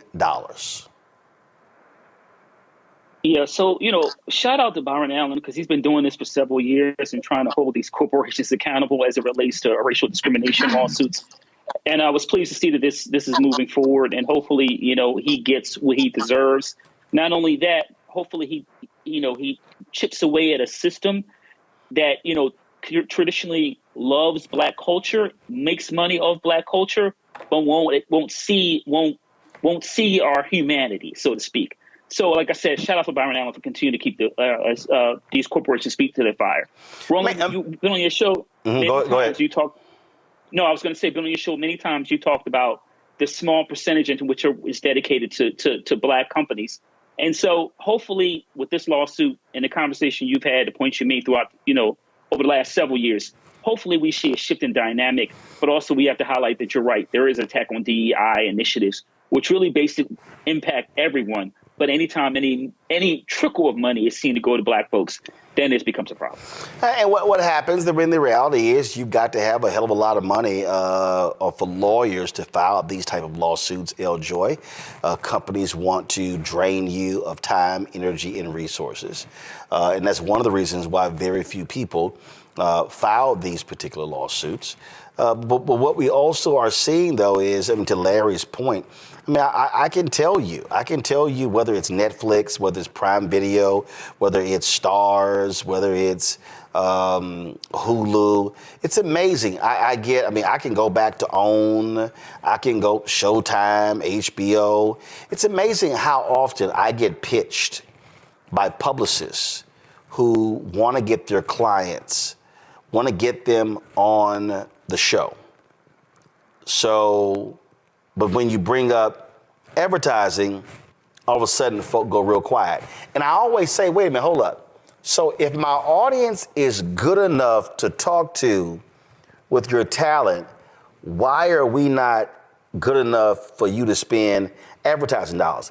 And it's because when it comes to Black-owned media, a lot of these companies, they want to, it's called earned media. They want to do us for free, but they don't want to pay any advertising. And guess what? You don't have a media business if you can't get advertising dollars. They're then artists working hard to promote their own things because they're not putting the marketing budget and the ad budget behind them. In order to market them as stars. And one of the things that I appreciate about Byron's strategy here, right, is that it's one highlighting that a lot of these companies have what we know and what we call as Black money, right, or the equity money. And quite often it is organizations, and this is not only for large corporations, but, I would say the same thing about donors, right? They have that small pot that they have allocated. This is going for our Black stuff, our Black outreach, our engagement, our advertising, because political campaigns do it as well. Mm-hmm. And then when it comes to the overall budget, which is much, much larger, right? And that's what I think sort of Byron is knocking here. He's like, wait, I didn't ask to be like a part of the, the Black money. This is in advertising overall and in general, right? That we should be able to compete here. And this is what I'm, looking forward to us challenging in this space where we see a lot of companies rolling back these programs and ending this. Let's challenge that. No, don't just put me in this black money space or in this urban space or here. Like, you spend, 1.2, or whatever the amount is in advertising overall, right? And so overall, we should be included in that larger number, not this piecemeal number where you then have entities competing with each other for that small pot of money rather than sort of the larger pot in your overall budget. And that's why I've always encouraged clients and others to look at what is the overall advertising budget? What is the overall, foundation budget and who they're giving to? Not just their black stuff or their urban stuff where the issues are. What is it overall? And being able to chip away at that and change people's mindset of, we just don't want the piece of it over here that you bid off. You know how like your mom, you used to ask your friend or your sister for a piece of something and she bite a little piece off and it's like, you can have a bite of this. No, we want the whole thing. We want to be able to compete on the playing field in that way. Well, here's one of the things that, to Iljoy's point, Mustafa, what the companies, I call those community affairs dollars. I remember when I was managing editor of the Dallas Weekly, and Jim Washington, he passed away earlier this year. He's always say, Mr. Barton, why are you always trying to put my competitors out of business? I said, Jim, I'm not trying to put these other black papers out of business. I said, but the reality is this marketplace, Dallas, cannot sustain 7 black newspapers. I said, I'm sorry, it's not enough people here, okay? I said, and Jim, we can't charge our actual ad rates. And I long said to a lot of these black publishers, like, yeah, you're owning a very, very, very small paper. Why don't y'all actually create one mega black newspaper? And now you're able to go into a company and say, yes, you're going to pay me $12,000 or $15,000 for the full page ad. I said, Jim, instead what happens is they're going to give you $2,500. You're going to give them a $1,500. You're going to give the Dallas Post Tribune, you're going to give them $2,500. You're going to give the Dallas Examiner $1,000. I said, you're getting community relation dollars. I said, you're never talking to the ad agency. And it happens now. I don't have any problem saying it because we ain't got shit from them. I mean, listen, all we've gotten is the runaround and nothing but meetings from Group M. They control upwards of $100 billion. Dentsu, $60 billion. Publicis, oh my God. We got the runaround. We've gotten the runaround from them for 4 years. Horizon. I can just go on and on and on. These ad agencies that these companies employ to do their work, and all we get is the runaround. This happens over and over and over. And so these lawsuits are about saying to the companies, okay, can you actually explain to us the logic behind a lot of the decisions that you make? I mean, I look at, listen, somebody told me that was this black event that was supposed to take place, and it's an award show, and McDonald's gave them $300,000 in advertising, and I was like, okay, for a one-night award show, as opposed to, let's say, how do you do something with us for a year? And then, but here's what I also get. Oh, well, because you cover news, well, we don't really advertise on news. Okay, we do customized content. There are things that we can do. We reached 30 million views last month. Okay, we're going to exceed to a 250 million views this year. There's no other black news outlet that does what we do. But my friend Todd, Urban Edge Network, has a great explanation. He said the companies and the ad agencies always come up with one more thing that you don't have as the reason why they can't invest. Mm-hmm. Yeah, it's an interesting game that's played. I mean, we could go into a deep economic conversation, but, for folks who are watching, I'm very clear in how this all plays out. Folks will pimp you as long as you allow them to pimp you, right? So we have 2 different ways of getting at this. One is the legal side, which Byron and others have been pursuing to make sure that justice happens in that space. For me, it also comes down to our people also understanding their value. And when you understand your value, then that means that you stop lowering your expectations of individuals that you are engaging with. And that means that you have to be a better steward of your dollars and where you are going to give your dollars. So if you see folks that are funding, you can no longer fund your own oppression. If you see folks who are not being supportive of your community in the ways that you feel that they should be, then one of the best ways is to remove your dollar from them until they show up in an authentic way that is representing what your sets of values are. And we also have to make sure that we are also supporting those who are out there who are fighting for us. So if you've got a Black Star Network, one, we should be also making sure that we are funding the Black Star Network, but we should also make sure that individuals understand these entities, these corporate entities, that there's a set of expectations of them and that we will remove our dollars, that the McRib is not enough to sell out our liberation. And until we change our mindset, then we're going to have a difficult time in being able to not only just get their respect, because getting someone's respect is difficult when they do not see you as human, when they don't see your communities as valuable. The only thing that they see of value is the dollars that you freely give, but that we are going to hold them accountable. So we have some responsibility also in this space in making sure that these changes actually happen. Now, we saw the power that, just a few folks on social media had to be able to threaten companies, and we saw how quickly they began to fold. Now, they wanted to fold anyway, but this was sort of the, what broke the camel's back, if you want to label it with that way. But again, we have power. I keep telling folks, you have power. You have so much power that you don't even realize that you have, but we just give it away. And this is just another example of us not holding people accountable and utilizing our power in a way that is transformational for our communities, because we get to address the wealth gap, but we also get to make sure that we are supporting those who are creating content that makes sure it tells the true story of who we are, not only for this country, but across the planet. Well, the thing here is that this really requires, Joy, a reprogramming of Black people. I can't, it's amazing to me. I can't tell you how many times I have posted about this subject. I have posted on all social media platforms. I've talked about it on this show.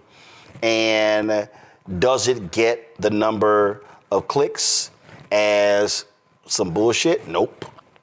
Like, for instance, if I wanted to, I could. It was very interesting. Somebody asked me, and they said, why aren't you doing something on the Diddy trial every day? I was like, one, ain't nothing happening every day. Two, I got other stuff that I cover. And when I raise this stuff, I'm literally talking about billions of dollars. Billions of dollars.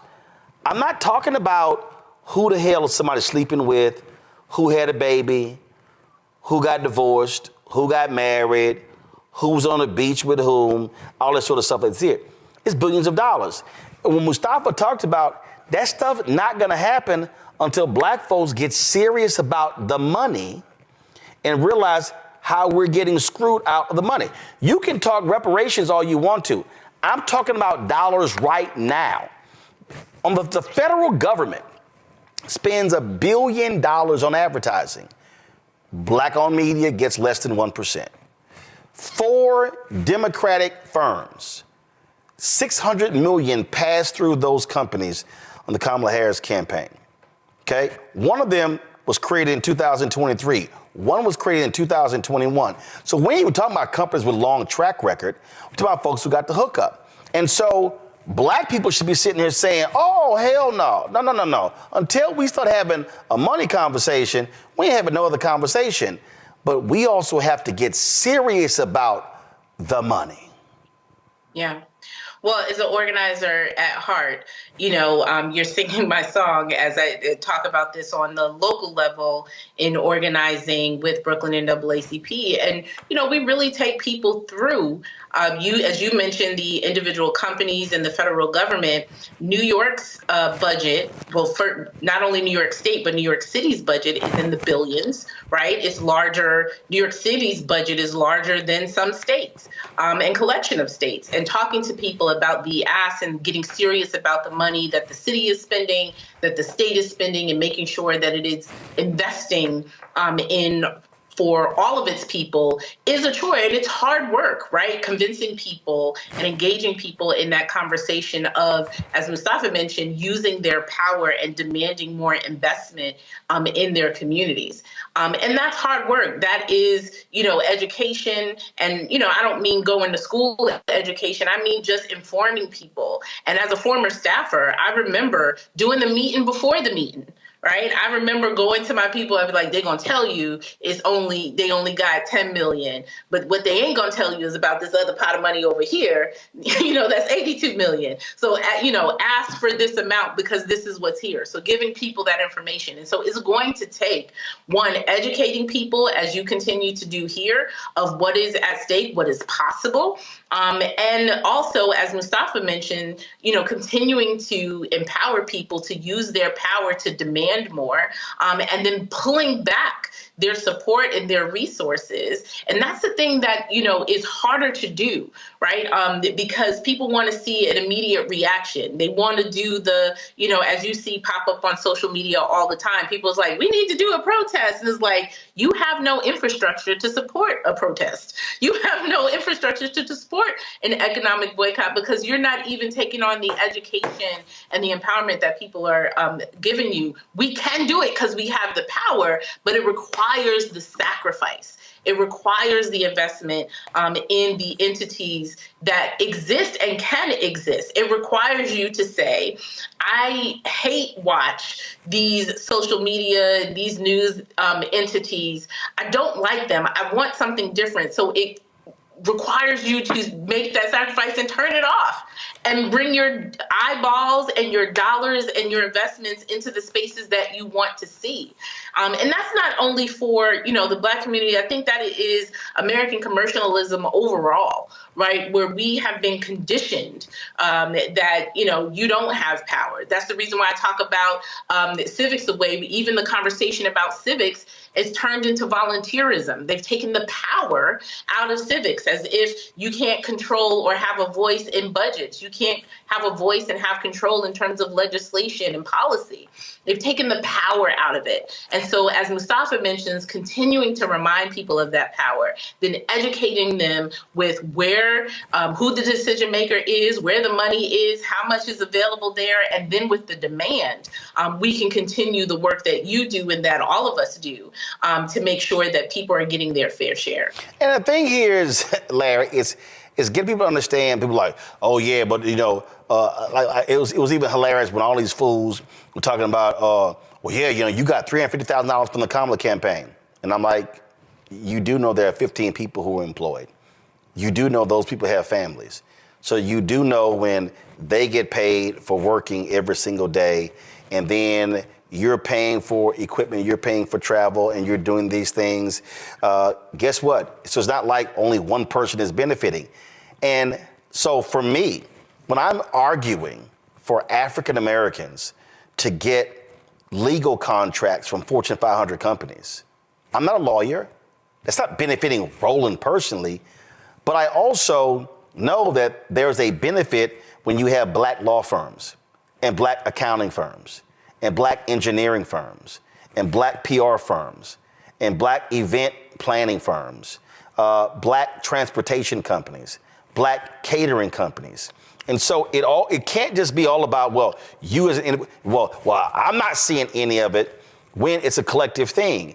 When I am able to sit here and take what I earn, and then when I get to the end of the year, okay, what's gonna be my tax liability? Oh, I can make, so we're gonna make this $25,000 gift to this school or for this scholarship fund. That's benefiting somebody else. That's how those things are done. And so I think for a lot of people, it's understanding that if you want to talk about how do you move a community forward, if you ain't having a money conversation, you're having the wrong conversation. Roland, it's interesting the point you make, and I see some of these folks come after you on social media over some nonsense. So I think let's talk about some principles. In a few weeks, we're going to have Kwanzaa. One of the tenets of Kwanzaa, Nugo Saga, focuses on shared economic, investment. I also made the point earlier about Pan-Africanism. We have, as a community, and in terms of where we are and the challenges we are going to encounter in the next couple of years, you're right. we are going to have to make sure we have politically, economically, socially, we're all on the same page to further the Black economic agenda. And the only way to do that is to put a lot of this nonsense aside and understand we're in a fight for our lives. So these companies that, you've been highlighting, and we talked about, Byron Allen's lawsuit, they're going to continue to shrink in their support and their investment in Black community. We can't let that happen. And I know Joy, I know her work with NAACP and various other entities knows this in terms of community organizing and making sure the corporations or local and state federal government is held accountable. Black people, we're a massive economic engine, not only here in the United States, but throughout the world, throughout the diaspora. And so we have to use that, leverage that economic and political pressure to make sure these corporations increase that 3%, which you talked about, but also creating jobs in Black communities to ensure that, once again, that throughout the community, everyone could thrive. We can all eat and we can all move forward. And I'm going to say this, Mustafa, what it also requires civil rights groups not to play us small. Okay, it requires, and I'm very clear. If a company decides that we're going to make $1 million donation or $5 million donation to the Urban League or the NAACP, okay, that's great, but that don't replace contracts to Black-owned businesses. That doesn't, because see, again, when Eljoy talked about what's the total pie? So if MasterCard, if Bank of America, if Walmart, if Amazon, if those companies are sponsoring luncheons or initiatives with these various civil rights groups, that's fine. But they also are spending 1, 2, 300, 400, 500 million, $1 billion, several $1 billion. Amazon's marketing budget alone is $20 billion. Okay? Pepsi, $3 billion. You look at McDonald's advertising, we're only talking advertising budget. We're not talking other budgets, advertising budgets. The professional services, again, outside law firms, outside accounting firms, we're talking millions of dollars. Black people being frozen out. And so we have to be thinking not in terms of, oh, that's great that Wells Fargo is doing a $50 million 10-year commitment to the NAACP. Oh, that's great. That's great. But how much did Black people lose in collective wealth through the home foreclosure crisis? See, I'm sorry. I'm like, as Eljo said, I'm looking at the big piece of chicken. Yeah. You're not going to have me saying the little crumbs in the corner of the Popeyes box is a meal. And I just skipped over the whole 4-piece. No. You can't get me to see crumbs as a meal. And that is a mindset that a lot of us have to change. A lot of us have been operating as if that crumb is a meal. And it's like, no, that's why we've been starving. Well, that's what we're taught, right? We're taught to just be thankful for the small wins and for the small amounts. And that's not how other communities operate. So we have to change that dynamic. And we've got to make sure, from the streets to the suites, that everybody is included in how we are moving forward. And until we begin to operate from that sort of a paradigm, it's going to be tough. I think you might be a bit more gracious than I am. And I am a lifetime member in a whole bunch of different organizations. And my expectations also are for those organizations that we're very careful about how and where we accept dollars, because I think it also sends a message if we are serious. And it also says, can we actually pressure individuals and entities in the way that is necessary? But I also understand the game. I understand that folks got to keep the lights on. They got to continue to be able to support their programming, all these different types of things. I mean, I run organizations, so I get all that. But we also got to just be mindful of if we're going to be authentic in the space and in how we operate. So, in this moment, we've got to raise our expectations, hold people accountable, hold ourselves accountable, and really make sure that we are looking at the much bigger sets of opportunities out there. James Baldwin said, if I love you, I have to make you conscious of the things you don't see. We've got a whole bunch of folks inside of our community who just don't understand that when you pull the curtain back from the wizard, what's really going on. And that's why, whether it's the Black Star Network or other, other trusted sources, that we educate and motivate, but then we got to activate folks to be able to move forward. Well, and that's why when I tell people, I said the difference between what we're able to do and a CNN, the ABC, and Fox, they're getting billions of dollars a year. They're getting the big advertising contracts. That's why they can send 16, 20, 30, 50, 100 people on major stories. Let's just be real honest, okay? And I got no problem saying this because it's a fact. Black news is almost comatose. If you look at, in my office, I have a mural, and y'all should have it in the control room. It's paying homage to Black-owned media. Okay, it says hashtag Black-owned media matters. And it has all of these different magazine covers. It has all of these different things. And so you see it, and all of a sudden you're like, okay, man, that's, people come in my office and they go, wow, that's awesome. That's amazing. But here's the problem. Every single one of those outlets actually covered news. They actually covered news. You see right there, The Crisis, that's NAACP, Negro Digest, Emerge, Ebony, Jet. You see Essence, Black Enterprise, Savoy Magazine. You see BET, used to have a number of different shows. Of course, TV One had My Sunday Show, had News One Now. They have no news right now. You see Black Enterprise. Here's a fact. You see Essence. Here's a fact. Black Enterprise today is an event company. They do conferences. They don't actually cover a lot of black business. It's just a fact. Essence, pretty much, it's hair and beauty. Ebony is essentially an Instagram page and an Ebony 100 gala. That's just a fact. Blavity doesn't, they aggregate a lot of their content. News One, aggregate a lot of their content. TV One, as I said, they've got no shows. BET has a monthly 1-hour magazine show. BET got $10 million from the Kamala Harris campaign. What did they actually cover? They had a D.L. Hughley Men's Summit show. They did a show with Jasmine Crockett, Joyce Beatty, Maxine Waters, 3 members of Congress. They had a Biden interview. That's 3 shows in the course of a year. Maybe they did some stuff on digital. If I look at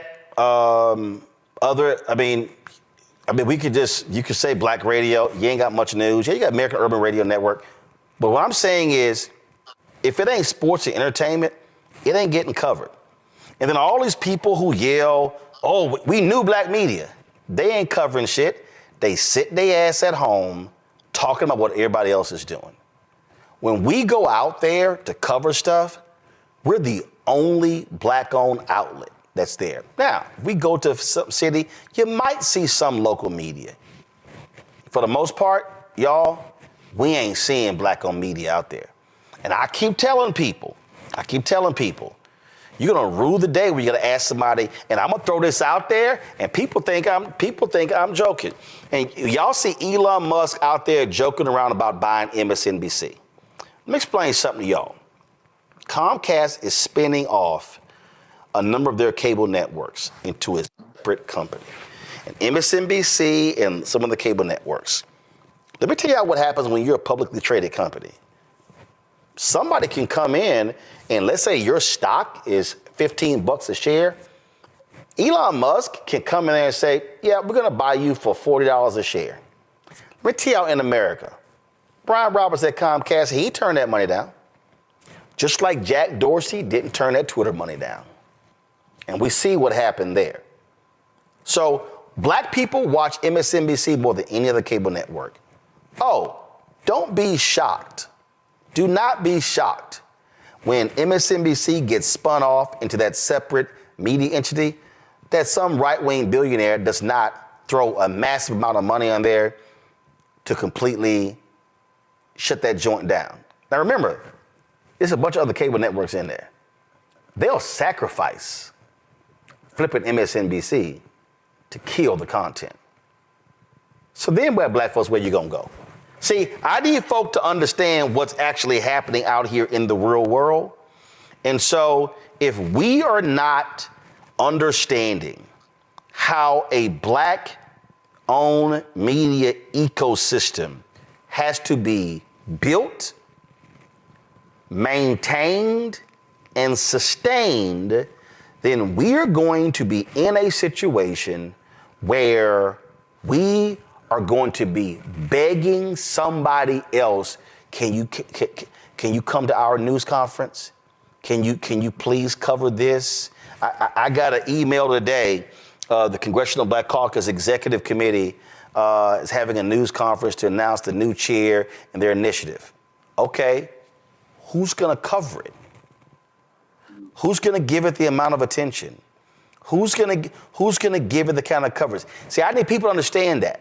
I need people to understand that if it were not for the black press, black newspapers, civil rights movement would have nobody. A. Philip Randolph had his own newspaper. Y'all, we were able to get our story told because we had actual products that we owned. And having an Instagram page is not owning a media company. Saying I got, millions of followers, because you know what? Instagram could cut your page off. And I got 10 million followers. They cut your ass off. What you got? And I'm just warning people. I'm warning people to understand what is going on. It is sitting before us. If they freeze you out of the money, you are going to suffocate. I know for a fact that there are ad agencies and companies. They thought I would not be still here 6 years later. It was like, yeah, we're gonna wait him out. And they like, damn, his ass still here. How the hell did they do it? Because I don't just understand content, I understand the business of the business. But I am warning our people, if we allow ourselves to get played and we are so fixated on a white gaze and white validation and white media, we're going to look up and you're going to see no black-owned media infrastructure. And that means you're going to be begging somebody else and hope they cover us and hire us. And then we have to ask somebody permission, please, pretty please, can I talk about black people and get your approval? And that right there, it should scare the death out of any brother and sister in this country. So we shall see what happens with Byron Allen's lawsuit against McDonald's, and we shall see what also happens when it comes to the attack. Hi, I'm Isaac Hayes III, founder and CEO of Fanbase. Fanbase is a free to download, free to use, next generation social media platform that allows anyone to have followers and subscribers on the same page. Fanbase was built through investment dollars from equity crowdfunding from the Jobs Act. People just like you help build Fanbase. And we're looking for more people to help build Fanbase. We are currently raising $17 million in a Regulation A crowdfund on StartEngine.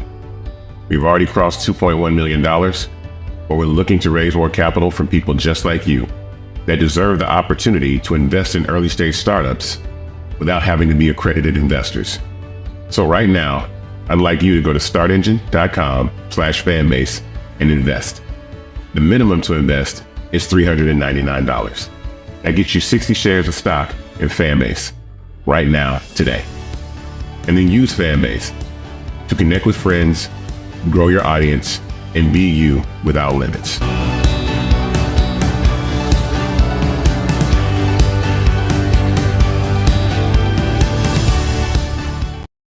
All of these Republicans, especially these nutcases at Fox News, they are saying how dare these Republicans speak out against Peter Hegseth, the Secretary of Defense, and they're saying that the current Secretary of State, the Hegseth, is far more qualified.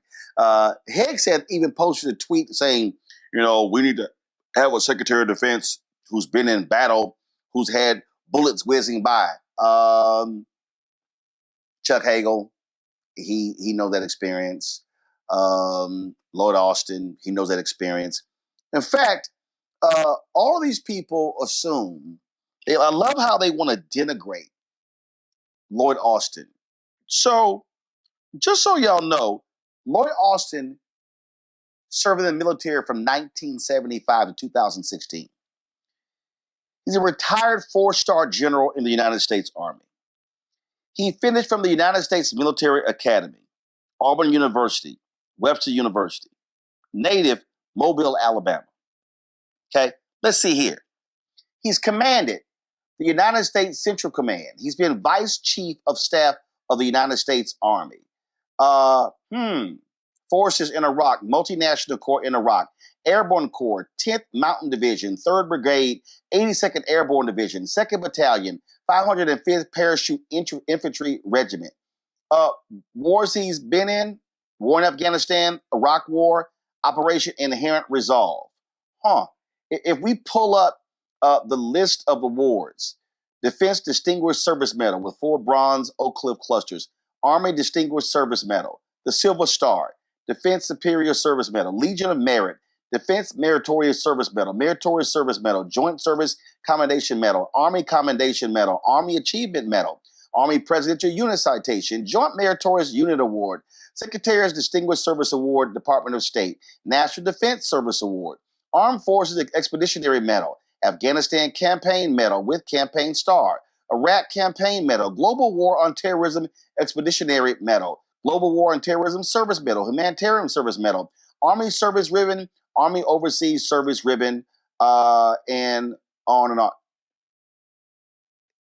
When these white folks actually read Peter Hegseth's bio, he literally can't even carry Lloyd Austin's briefcase. If these white folks crack me up, Lauren, with their nonsense, how like Will Kane out here defending his boy Peter Hegseth for, all these Republicans voted for Lloyd Austin for Secretary of State. How dare they oppose Peter Hegseth? Player, you can't even compare Hegseth to Lloyd Austin's record. Again, Austin, retired 4-star general, the highest you can go. Hegseth, he ain't even got a star. I wish these folks go sit their punk asses down, Lauren. Yeah, part of the result of President Obama is this sort of fantasy land that some of the conservatives have created for themselves. And I thought it really started with Breitbart, which was taken over by Steve Bannon when Breitbart, had a heart attack. This idea that reality isn't reality, they need that. They need to hang on to that because, in fact, the reality of it is there's plenty of qualified Black folks in the military, obviously Lloyd Austin being one of them as a 4-star. And so when you put up some Fox News host as your nominee for Secretary of Defense, and his resume is thin, and then you find out that this guy sounds as if to me he's an alcoholic from what the reporting is revealing, and you have a woman who reported a sexual assault, a rape to the police, which was in fact not adjudicated. The police did not continue with her allegation, but still, this is your nominee. And then, you have to live in a fantasy world to think that that type of nominee with those types of issues is somehow superior to somebody like Lloyd Austin. Living in the fantasy is the only way that you can continue this bizarre, crazy notion that you're superior. I mean, that's all they've got. And so that's what this is, in my view. It's a sad state of affairs. It is just hilarious to watch these people, Reese, tout a mediocre white man who, and then Tommy Tuberville goes, well, I don't think it's the job of the Republicans to vet the candidates. Democrats should do that. Punk ass, that's your job of a U.S. Senator to advise and consent. These people are a joke. They do not mind. They love touting mediocrity when it comes to white folks. They want to call anybody black dumb, ignorant, and a DI hire. Well, it's the white math. The white math puts a deviant, degenerate, incompetent, stupid motherfucker who has all kind of out of wedlock babies, multiple marriages, ain't been able to keep his dick in his pants, not even one time he was married, okay? A person who can't even manage a slush fund with 10 measly-ass employees. A person who could not manage the funds. He can't manage his alcohol intake, can't manage his personal conduct, who had to have his mama, like a little bitch, sit up there and go on TV and defend him. Imagine Lloyd Austin, grown big ass, calling in his mama to make calls on his defense. And Peter Hegseth, who got dogged out by his mama for being what she said was womanizing and an abuser. Now she coming back in reverse, of course, calling him a patriot. It must be the white man that in your mind allows you to think there's any kind of equivalence, that they're even in the same realm. They wouldn't be allowed in the same rooms, skiffs or otherwise, not the same child lines, nothing. But it's the disease and derangement of whiteness that gives people the audacity to utter Lloyd Austin's name in the same breath as that deviant and incompetent loser, Peter Hegseth. There's absolutely no reason why that man should be confirmed, if they even get to a confirmation process. And we know these hoes ain't loyal Donald Trump when it comes to people. He already shopping around for a new defense secretary. So all this groveling and all of this cover that these Republicans are giving Peter Hegseth, or Pete, I don't even know if his name is Peter. I'm going to call him Peter because he seemed like a little Peter. All of this cover they're giving him is just an embarrassment to them. But these people have no damn shame. They are part of the cult at Trump, and he has all these people by the balls. The only person that might tank him is Joni Ernst, because she has her eyes on the gig. And so maybe she might whisper in a little couple ears, and she might say, let's not pick him, pick me instead. Maybe that'll happen. But if it relies on the dignity and the self-awareness of Peter Hegseth to step aside, which surprisingly Matt Gaetz had, then we in deep trouble. But don't ever, ever, ever in your life put Lloyd Austin, who has impeccably ran the Department of Defense. We can see his record now, having run the Department of Defense for the past 4 years. Don't put him in the same sentence as Pete Hegseth. That is ridiculous. I get a crack out of the fact that, Greg, let's see here. Last 4 years, ain't been no cabinet scandals. You ever had people had to resign in disgrace, didn't have to be fired, none of that sort of stuff. But hey, these little MAGA trolls, they say, oh, we want that back. Oh, so they want that chaos. But the sheer incompetence of Peter Hegseth, yeah. When your mama wrote the letter to you, and she mad it got published, your mama wrote it. We ain't said. Your mama said you were abusive to women. Man, I don't want to hear that little nonsense. And so the boys cooked, and here's the Will Kane.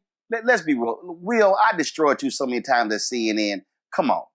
Peter Hegseth is as accomplished at running the Department of Defense as you were at being on ESPN. You had no business talking sports on ESPN. You had no credentials to be on ESPN, and that was a joke. You know it. We all know it. You got to hook up. We know why you got to hook up. So can we please stop? That boy ain't got no business being near Secretary of Defense, and these people look like fools trying to strain themselves. They're going to pull all kind of muscles, try to convince people that he can actually run the department. Shut the hell up. Well, help me, because I thought maybe I saw yesterday that a day before, was it Stephen A. Smith that said that Trump should get a pardon? I thought. Oh yeah, I ripped that. He was on with Chris Cuomo, and Cuomo said, "Hey, you might disagree with this, but I think that Biden should pardon Trump." And Stephen A. agreed. And I said, "Both y'all crazy." I said, "Hell no, he don't deserve no damn Trump. I mean, he don't deserve no damn pardon." And I'm like, I'm not all. We need to end all of this, move on. Then you got John Fetterman sitting here talking about, Trump needs to be pardoned for his case in New York. Hey, Fetterman, dumbass, that's a state case. And Governor Kathy Hochul, hell no, he don't deserve no pardon. I'm so sick of these people with so damn scared. Greg, go ahead. Well, no, I mean, I agree with you, but I mean, now one thing I will say that Fetterman, Cuomo, Stephen A. Smith have in common in this regard, and I'll just detour for a moment. Whoever thought I would be quoting LeVar Ball, who said Jason Whitlock that the only thing he should comment on is snacks. The only thing that Stephen A. Smith should comment on, the only thing that Stephen A. Smith should comment on is ball. Talk about ball chasing, man. Don't stray your, vocabulary, abusive vocabulary. You commit so many crimes with the vocabulary. You should save all that for ball playing. Don't get into politics, man. And of course, but the thing that they have in common is they seem to think we live in a nation. This is the fundamental mistake. I'm gonna tell you who else got mad at the idea that Hegseth would be abandoned. Steve Bannon, yesterday from his row house in the shadow of Capitol Hill, on his War Room podcast, mad as hell at Trump and them, saying Mar-a-Lago needs to get its act together. Do not abandon. And I don't know whether it's Peter or Pete either, Reese, but he said Pete. He said, don't abandon Pete. Don't abandon Pete. Because, and this is the fundamental issue, abusing women, sexual assault, complete and thorough incompetence, alcoholism, these are not detriments. They are qualifications. The objective that Bannon has is to destroy the government. So as we talk about the idea that there are standards or that there's some notion of national unity, whether it be John Fetterman or Stephen A. Smith, whether it be Andrew Cuomo or whoever else saying Biden should pardon Trump, you're thinking about this like you're trying to preserve something that doesn't exist. Just like the deficits that are going to explode when the Republicans give all this money to their billionaire friends and then the Democrats get back in office and try to fix it. You're trying to fix something. You're moving against a force that does not want it to be fixed. Steve Bannon, finally, is angry because these nominations are for people who will literally, if you can't destroy the Department of Education, you put WWF slap wrestler in to starve it to death, to take away its staff. If you can't destroy the folks over, whether it be the Department of Commerce or whether it be the folks who are going to control Bitcoin, the news breaking now that they're going to not have Bitcoin be regulated at all. They want the chaos because the chaos will allow them to steal with impunity. So Pete Hegseth may or may not get put out. If he gets put out and they pull DeSantis in, as Rebecca was talking about last night right there in the studio, we need to have a strategy for thinking about who we're going to fight to put in the governorship in a few years in Florida. I don't know whether any of the men servant in the starting five will be picked. I understand Wesley Hunt is on the short list. Bruh, you're a black man in the Republican Party. You're not going to be the secretary of anything, perhaps the secretary of the janitorial crew, perhaps in the Pentagon. Wesley Hunt. The point is that these people want the chaos. That is the objective. They want to implode the thing from the inside, and then they get to do whatever the hell they want. So I think we're reading it wrong when we start talking about qualifications, because the cruelty, as Adam Serwer said, is the point. The disqualifying things are qualifying things in this bizarro strategy. Well, we know how crazy deranged they are. But what y'all not gonna do, you ain't gonna impugn the integrity and the qualifications of this brilliant black man for that idiot. But also, don't you love the Republicans who talk about the elitists, the Ivy Leagues, but they keep saying he Harvard educated. They crack me up with that nonsense as well. Now, Peter, gone back with your 4-5 wives, gone back with your drinking. Because guess what? You ain't gonna be Secretary of Defense. And Will Kane, you're embarrassing yourself riding for your boy.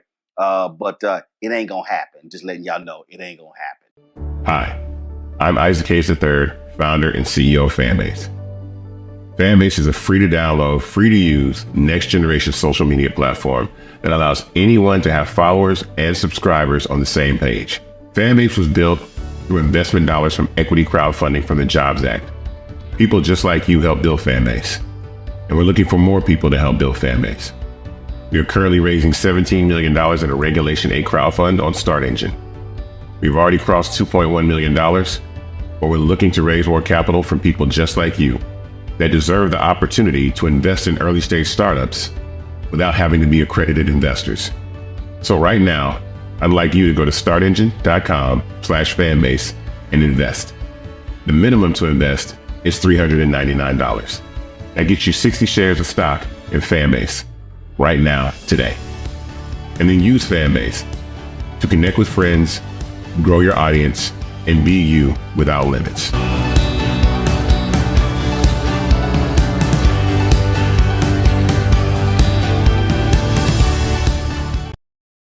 All right, so social media is in an uproar over the vague way the New York Police Department chose to describe the skin color of the suspected killer of United Healthcare CEO Brian Thompson.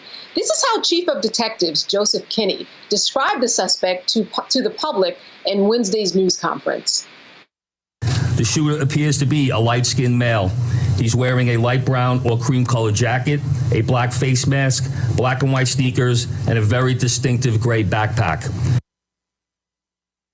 This is who they are looking for. Does he look light-skinned to you?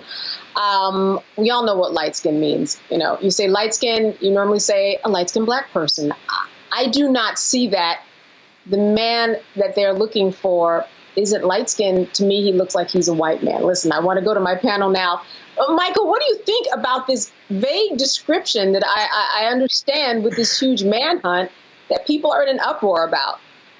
Are you coming to me first, Candace, because I'm light-skinned? Is that why? You. Okay. I'm not giving you the whole segment, though. Let's keep that. So when I first heard this comment, like the same day, pretty much real time, I was saying there wasn't a brother that did this alleged hit. When they said light skin, I said no. And then when they released the picture and I saw it, I said no. This is like a white man, and for some reason they didn't want to say it. Now, also let me just say from the start, as the time of this broadcast, from my understanding, he's a person of interest. I don't think he's been actually named a suspect unless this happened, in the past hour or so. So they said he's a person of interest. But this is like a white man. This doesn't look like a light-skinned person. So, there's a good article from AtlantaBlackStar.com that talks about this and, alluding to the fact that they didn't want to say, reveal that this was a smiling white male is being sought. They wanted to say he's light skinned. And what that does is then also kind of puts a target on light skinned men. Okay, in that city, kind of puts a target who kind of fit that description. It kind of puts a target on light skinned men as well. But one of the things I think you may see, and Huffington Post had an article maybe about 10 years ago, and it dealt with how white suspects are oftentimes treated better than black victims. It's a fantastic article that looked at numerous news stories where African Americans were the victims of crime, and they talked about how the white-controlled news media oftentimes would talk about how it's so much out of the character of this white person to kill somebody. But then when it's an African-American victim, they almost want to blame the African-American for their own murder. Okay, so we need to pay attention to this.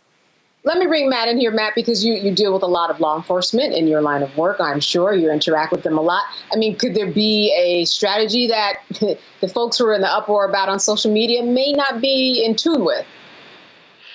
I mean, maybe. I do think this is a little much ado about nothing, insofar as, they give often vague descriptions of people. However, I will readily concede they would normally say the person is fair-skinned, right? They would normally say light-skinned, which has a direct correlation in most people's understanding to be a black person. So I understand how people are making that leap. I don't think it really matters that much, because I think they could have said just as easily this person is fair-skinned or white. It made it inclusive. That's often what they do, right? A fair-skinned person, or perhaps a white person, or perhaps a light-skinned African-American, or perhaps a Latino person. Because phenotype, we know, does not necessarily mean race. All that being understood, light skin does have a specific connotation. When we hear light skin, we know we're talking about somebody who look like Mike, right? Looks like Mike. But all jokes aside, we understand that. And I get people being angry about the perceived reticence to say this is a white person. Totally get that. I think Michael's 100% right. We've seen that with Dylan Roof. They bought the guy a hamburger, right? So I understand people's outrage.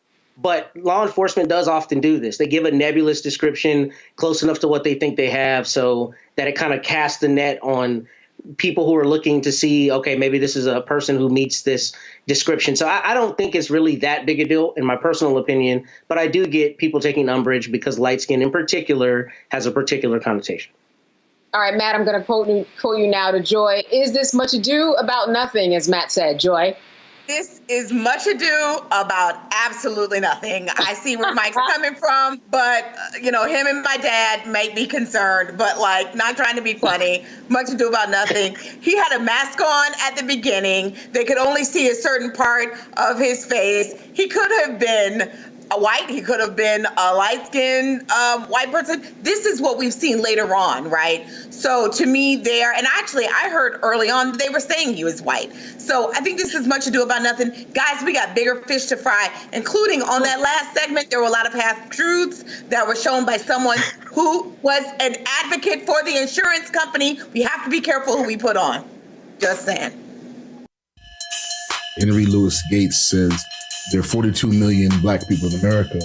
Therefore, there are 42 million ways of being black. We are not a monolithic people. We come in all different shades, sizes, everything. For me, black excellence is the upgrade to any level of excellence. It looks like a family who is beautiful and proud of being together, that have degrees or no degrees. I like that it's creativity. I like that it's self-expression. I like that it's radical at times. It's in our DNA. There we go. And because we've been through so much and endured so much, and we're gonna go through some things, but we don't stay in it, And the intensive labor to educate you about the systems your ancestors built is not always my obligation. I promise you, you will love it, comrades. Join the community.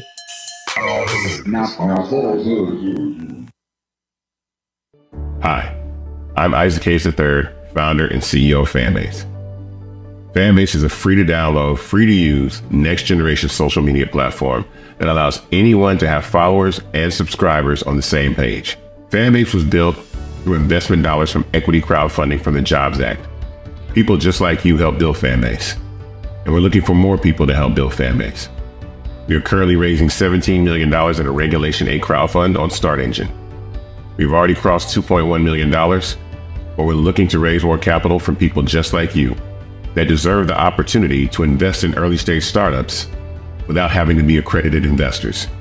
So right now, I'd like you to go to startengine.com/fanbase and invest.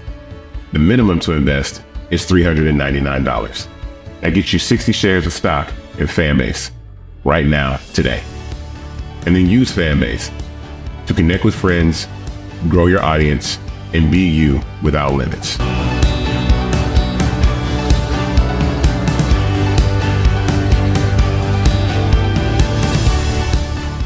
When you talk about blackness and what happens in black culture, covering these things that matter to us, speaking to our issues and concerns. This is a genuine people-powered movement. There's a lot of stuff that we're not getting. You get it, and you spread the word. we wish to plead our own cause. Too long have others spoken for us. We cannot tell our own story if we can't pay for it. This is about covering us. Invest in black-owned media. Your dollars matter. We don't have to keep asking them to cover our stuff. So please support us in what we do, folks. We want to hit 2,000 people, $50 this month, raise $100,000. We're behind 100,000, so we want to hit that. Y'all money makes this possible. Checks and money orders go to P.O. Box 57196, Washington, D.C. 20037-0196. PayPal is R Martin Unfiltered. Venmo is RM Unfiltered. Zelle is Roland at RolandSMartin.com.